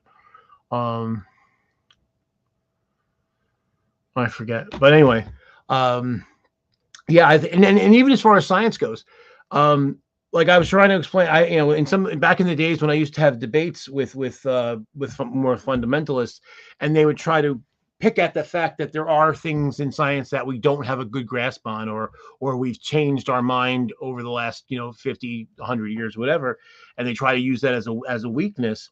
And I say, well, no, that's actually the strength of it, because it's a self-correcting system. And I also try to point out to people that there's a difference between the scientific method and the body of knowledge that comprises the various sciences. They're two different things. One was derived from the other, but they're not the same. And the fact that we understand things differently, and that's why I get incensed anytime I see an article that says this will rewrite, you know, insert scientific field here. It's like, no, it's not. It's going to modify. It's going to correct it. The word I think we were looking for is convergent. Is that we're constantly converging toward the better model, the better answer. And I've pointed out to some like, you know, the you know, not so much Nephi, but like Bible thumping Christian and a couple others, that, you know, like the Niels Bohr model of the atom is wrong. We know that's not actually how it works, but it's actually a useful tool for teaching people the principles of how atoms are constructed. It's not an accurate model, but it's a useful tool. So even though we know it's not accurate, we still teach it for that reason, because most people are not going to understand the lobes and the clouds and all the, you know, the probability and everything of that, of the makeup of the, you know, the internal structure of atoms. So, and it's not important that they have that they need to know. You know, so the quick and dirty way is good enough for most people. All models are wrong. Some are useful. Well, that's the thing, and that's what I said. You know, basically, you know, and that's when I had to debate with Saitan. Was like, look, you know, we use the models until they prove that they are not as useful as they used to be, and we found a better model. And that's why, when sometimes I actually want to do a video, because there's tons of videos that, 5 questions that atheists can't answer, or 10 questions, or whatever. And I want to do a video called 10 questions atheists don't need to answer. Like, where the universe came from, I don't have any idea, and no one else does. We have some thoughts on it, and the evidence points in certain directions. And quite frankly, I don't even care because it doesn't affect my life. We're having a great discussion here of wonderful people, believers and non-believers alike, and why the universe exists is, I guess maybe it's because I'm getting older, and as I get much closer to death, I become less concerned about those things, and more about how we treat one another, and all that. So I didn't have any misgivings then, and I don't have any misgivings now. I have 2 family members that are young Earth creationists that are in the medical field. So I'm a little concerned, but I think they'll do their jobs properly. Well, in the medical field, I think they will do their jobs, because it's really about helping people. Like, usually when the medical field, they just want to know about the human body and things like that, and definitely is usually clinical in that sense.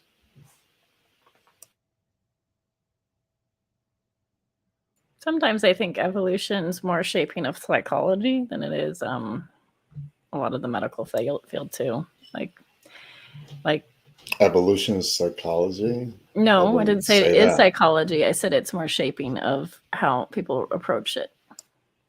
So, like, for instance, my friend who's a therapist, like she definitely looks at the human as sort of like the human animal, and that there's a nervous system and there's a response system, and that there's things that are ingrained in us, like, fear of fire, like fear of drowning, our need for community. It takes a village. Like things even simple as like fear of the sun going down, and suddenly you want to be in community, you want to be in like those are all natural things that we all have.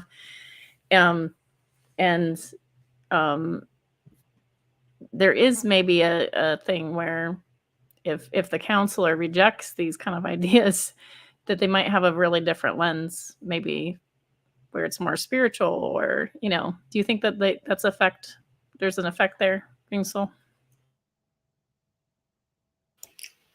Well, evolution is really, when we talk about evolution, we're talking about science. When we're talking about somebody individually talking about their lives and things like that, we're talking about psychological things and how they view the world. So, sometimes religion is actually helpful, and it could be really harmful at the same time, especially if they're suffering like things like psychosis and things like that.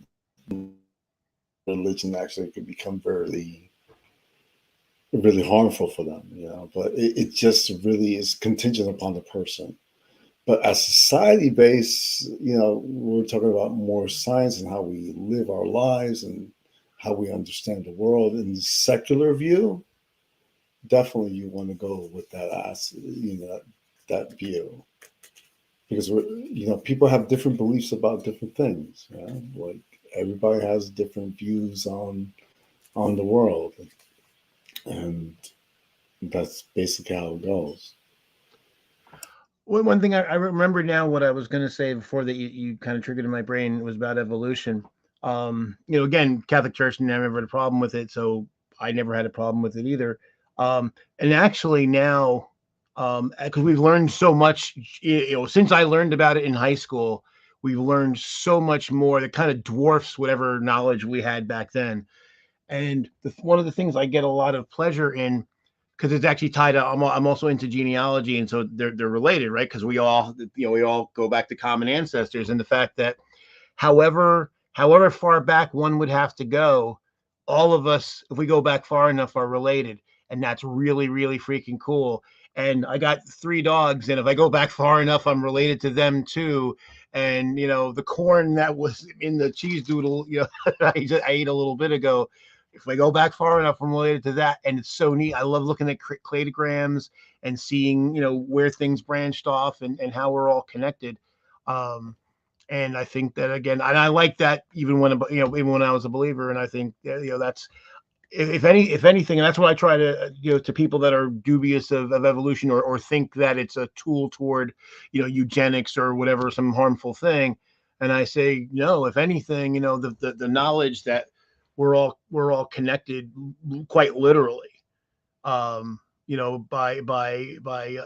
descent and common ancestry. That's amazing, and it's really cool. And if we thought about that more, maybe we'd be better to one another.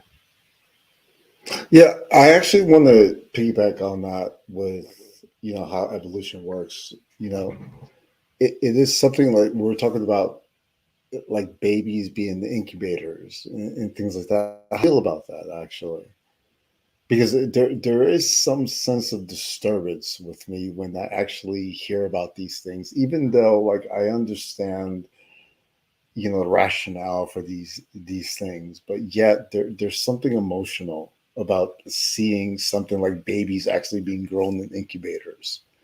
Is that something that we're heading towards the future? So I just want to get your thoughts on that.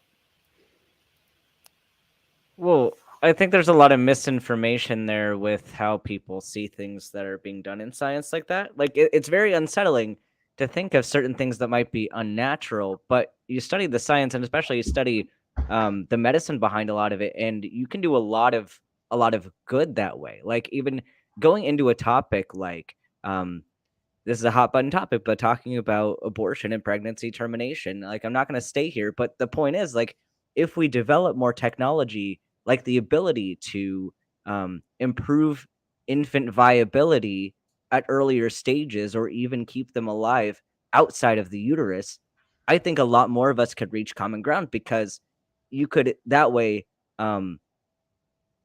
you could have someone who's no longer pregnant, so you can end the pregnancy, which the abortion only refers to the state of the pregnancy, not at all having to do with the state of the fetus. So if you ended the pregnancy, but we're still able to keep that fetus alive outside of the uterus, I think a lot of us would have fewer debates on abortion in general. So I think while it sounds like these things are unnatural, I think there's an extent to where nature does not well for lack of a better word, I don't think there's any intent to any of this, but like nature doesn't have a goal of keeping you alive or keeping you healthy. Like those are things that we've been able to learn and discover for ourselves.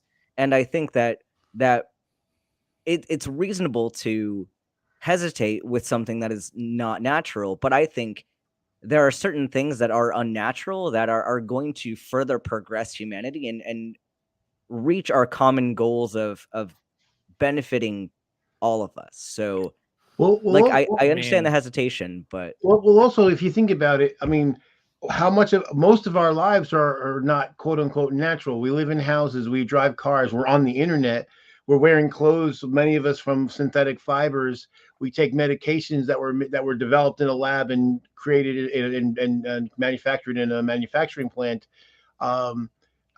It's the idea that something isn't natural. It's got this weird stigma, but but it's very selective, right? We ignore all the things that are quote unquote unnatural that we find useful, and just the ones that seem unseemly to us, then we point to it as, well, that's bad because it's not natual. Dying from an infected tooth is supernatural. Exactly. If we could all be natural, we could all be natural and live to 20, die at 29 of infections of the teeth, and or scurvy or boy, could I tell you about that? Deficient, just being deficient of vitamins and so forth, dehydration, and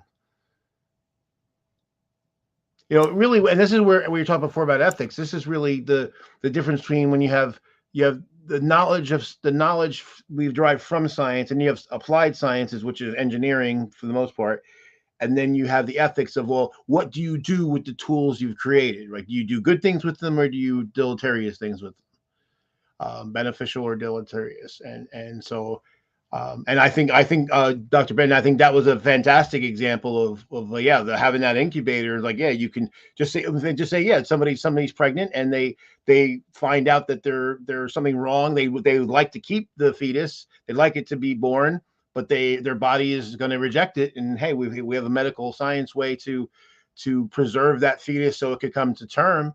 That's amazing. That's fantastic.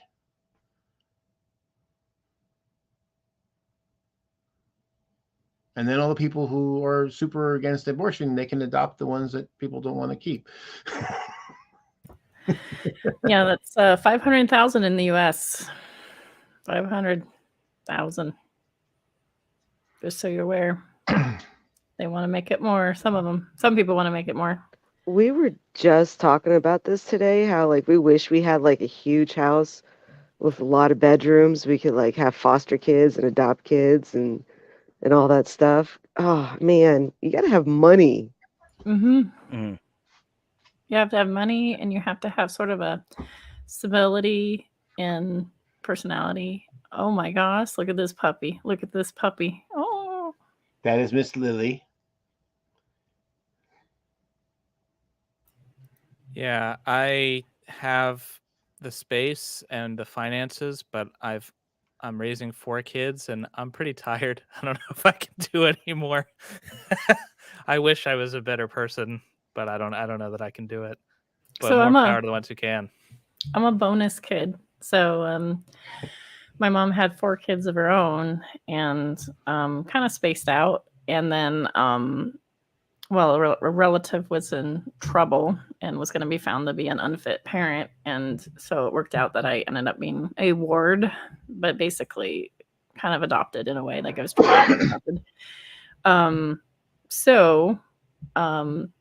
lucky and unfortunate that I wasn't aborted. I was born in the 70s, and I probably could have likely been aborted if I was born later.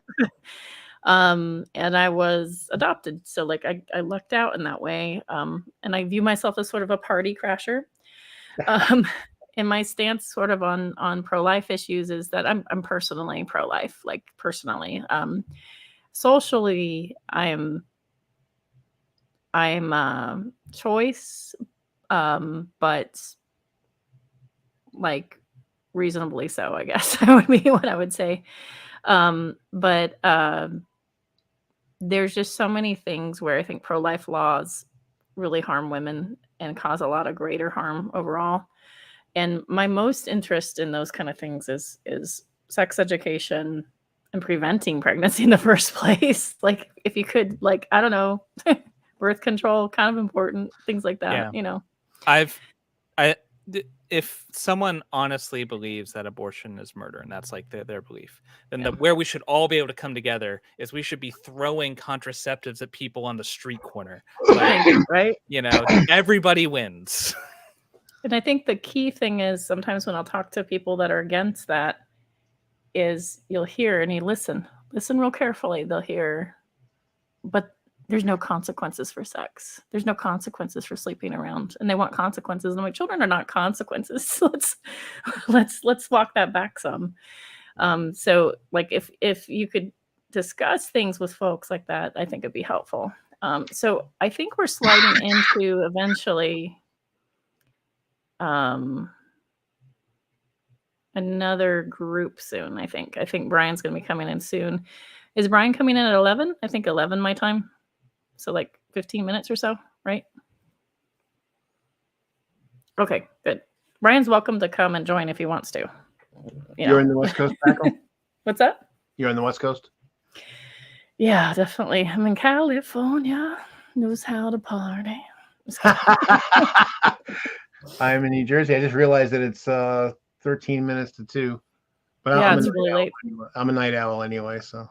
I appreciate you coming in for sure. Yeah. Well, I think now like it's a time where we could do like maybe loose conversation and see if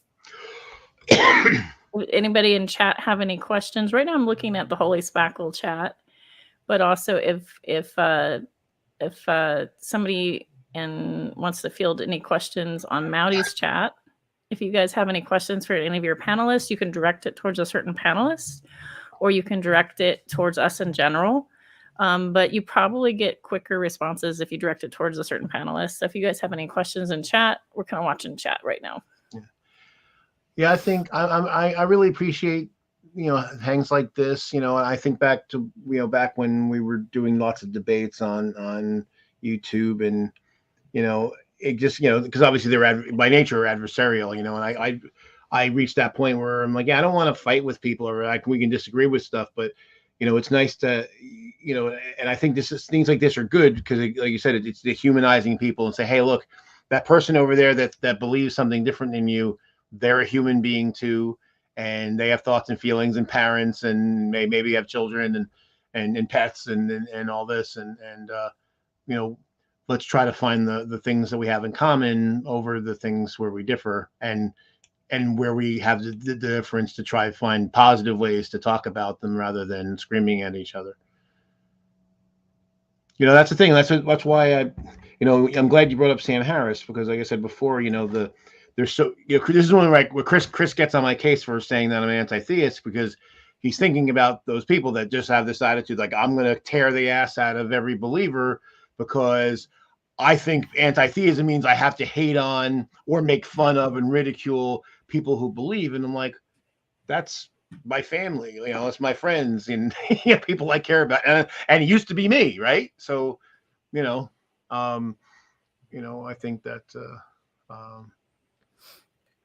we're better off with discussions whenever possible. I think so too. And I've always been the person that gets sandwiched in between. So, and I still am, where I've got like an anti-theist that's got me by one leg, and they're just firebrand, and I'm going to pick on somebody like Oz, or, I like Oz, but like I find very conflicting, like when he starts up, or Atheist Edge, or, I mean, you pick, anybody that's starting to head towards firebrand, and you're just like, like they just paint with this huge brush. And so, like, sometimes I'll feel like an anti-theist has got me by one leg, and then a fundamentalist Christian's got me by another leg, and I'm just like torn between them. And so I've got one person that's telling me I'm going to hell and I'm the worst person ever, and people like me. I've literally been told on YouTube several times, and I bet Ben has got the same thing. People like you ought to be stoned. Wow. When God comes back, you'll be beheaded. Like, I'm told these weird things, and I'm like, okay, Jesus loves you. Like, and I get these horrible like comments, and then I'll get these other people that are like, you're just an idiot.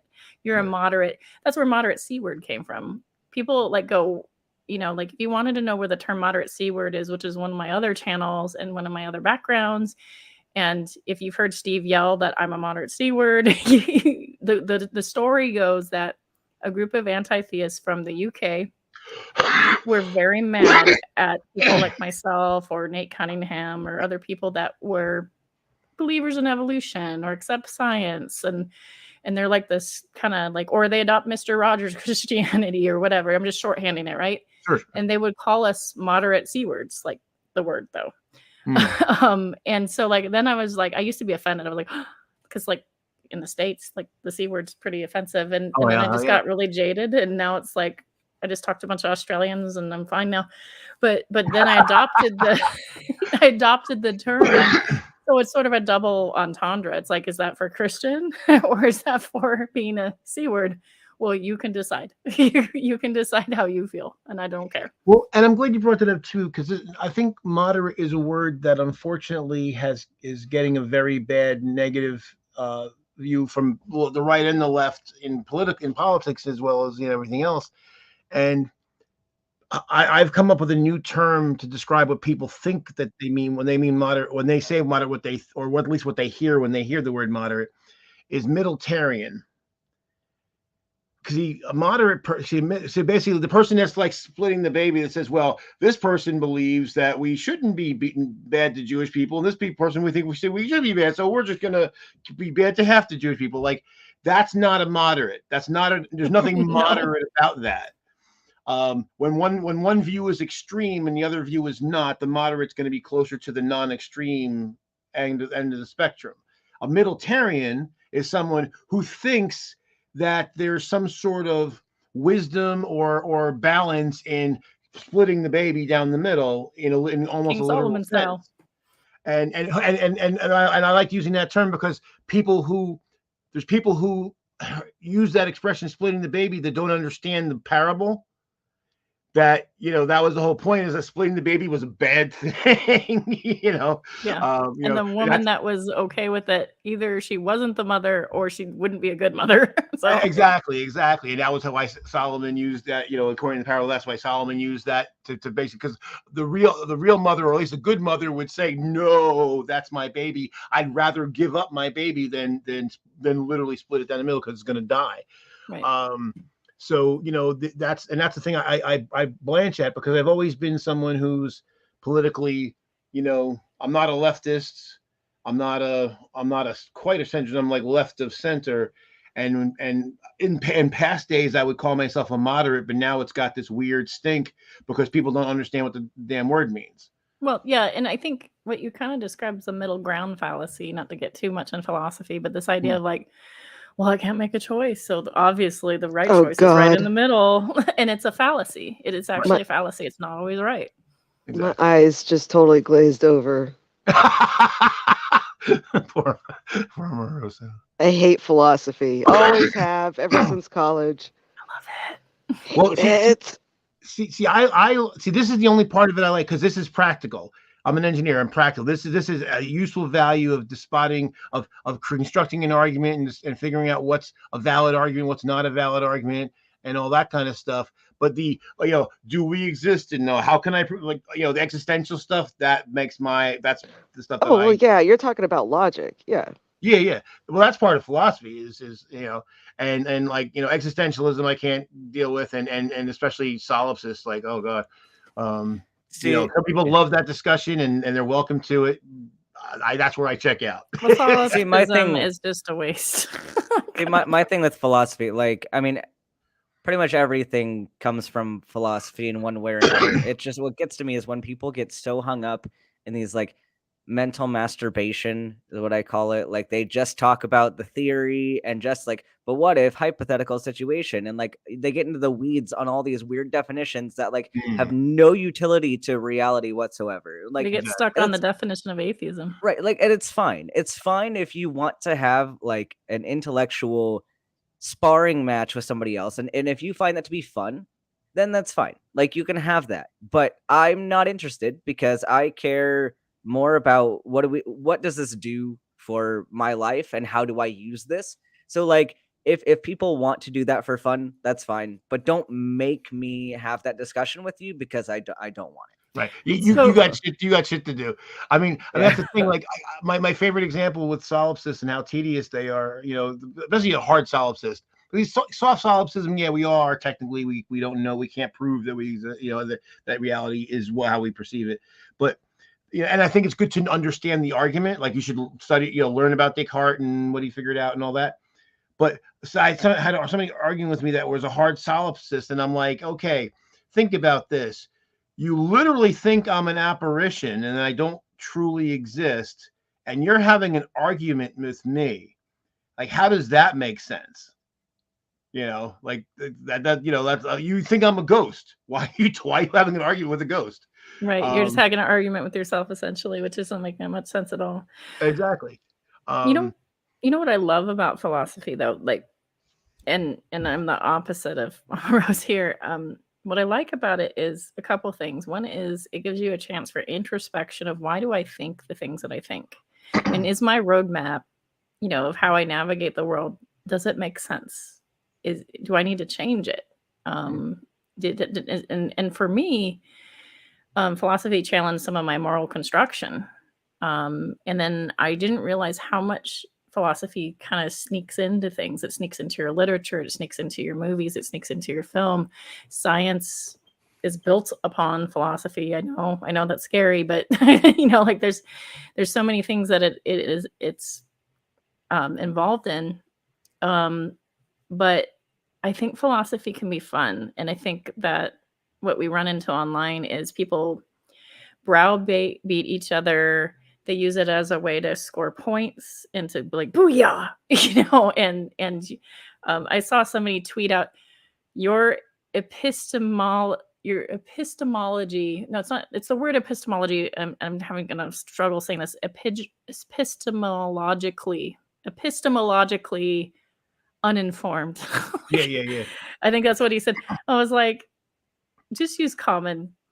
No, like, why do you have to dunk and make it like painful? For and your average person doesn't know what ontology is. Like, just treat people normal. Right. But it can be fun. And so like, I just want to say, like, there's a podcast called Philosophize This. And if you're interested in something that's a little more like an exploring of ideas and less like painful, I really, really enjoy that podcast. And it's what you're seeing online and YouTube is somebody blathering on, using jargon and using it to dunk on people. And that's not what it's about. It doesn't have to be. The word salad attack. Generally, the more syllables someone uses, the less they understand a topic. Yeah. Like which makes me think that most of the crypto people must be those type of philosophers, because they'll throw, you don't even understand the smart contract. I'm like, neither do you. Well, you run into a lot of people who will claim philosophy is useless, or philosophers are experts in nothing or whatever. It doesn't stop them from doing philosophy. They just do philosophy really poorly. Right. So. Well, like I said, there's for me the practical aspects, like figuring out like the morality, like what you were just saying there, Spackle. To me, that's really trying to apply the tools of skepticism, right? Like why do I think what I think? Am I thinking in the right way?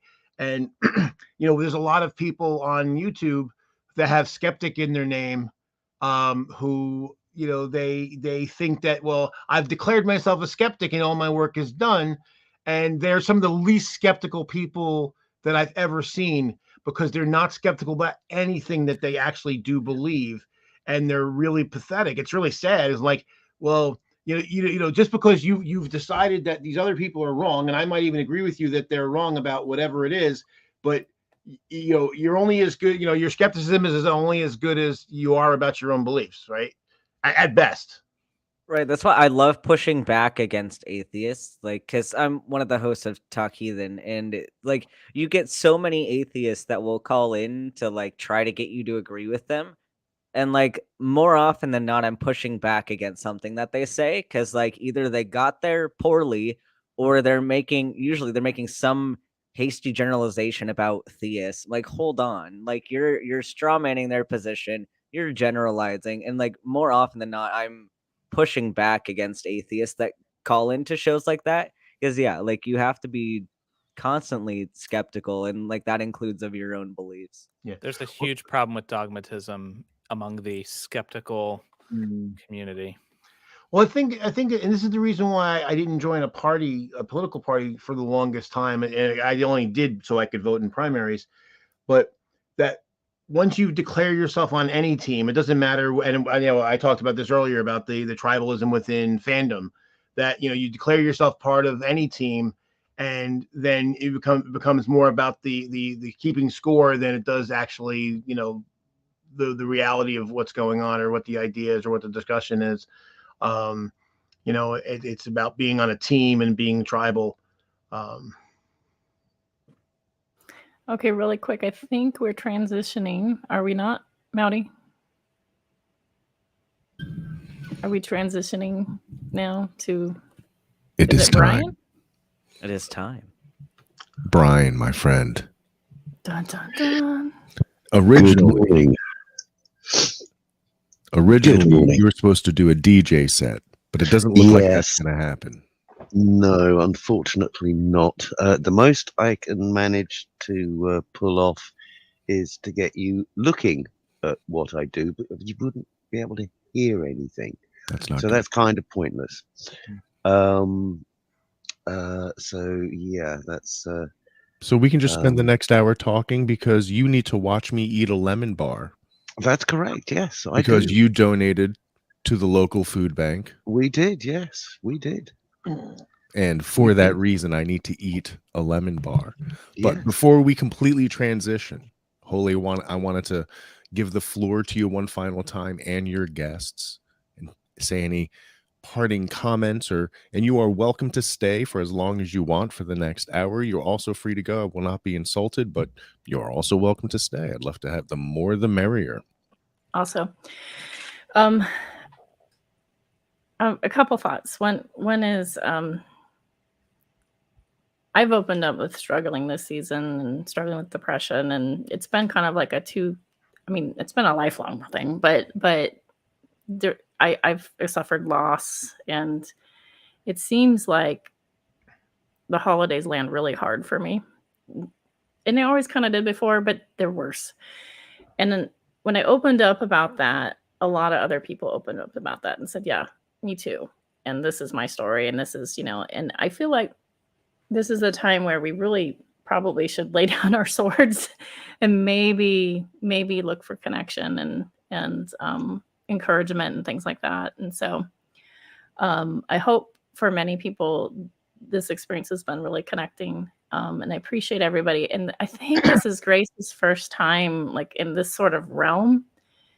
And you've been very gracious, and I know that you were a bit hesitant. You're like, I'm not an apologist. And I was like, I don't need you to be an apologist. And I'm so glad that you came.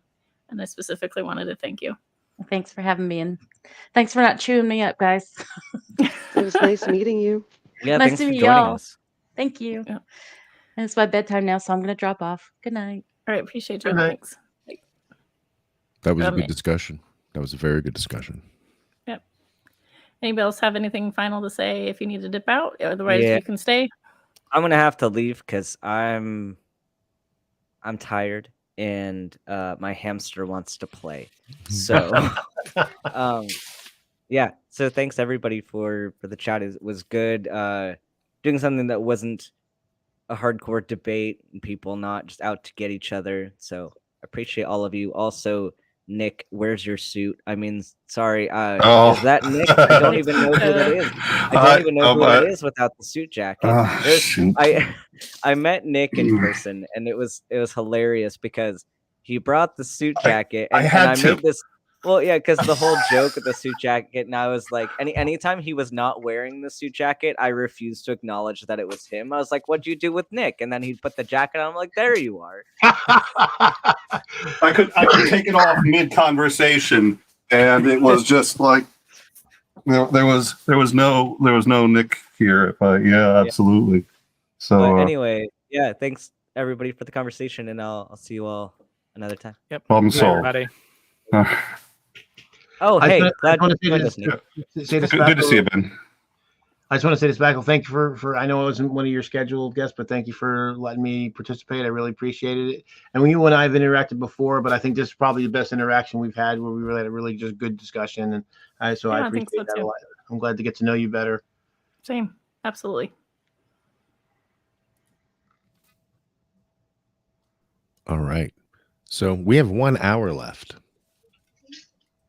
A little under an hour.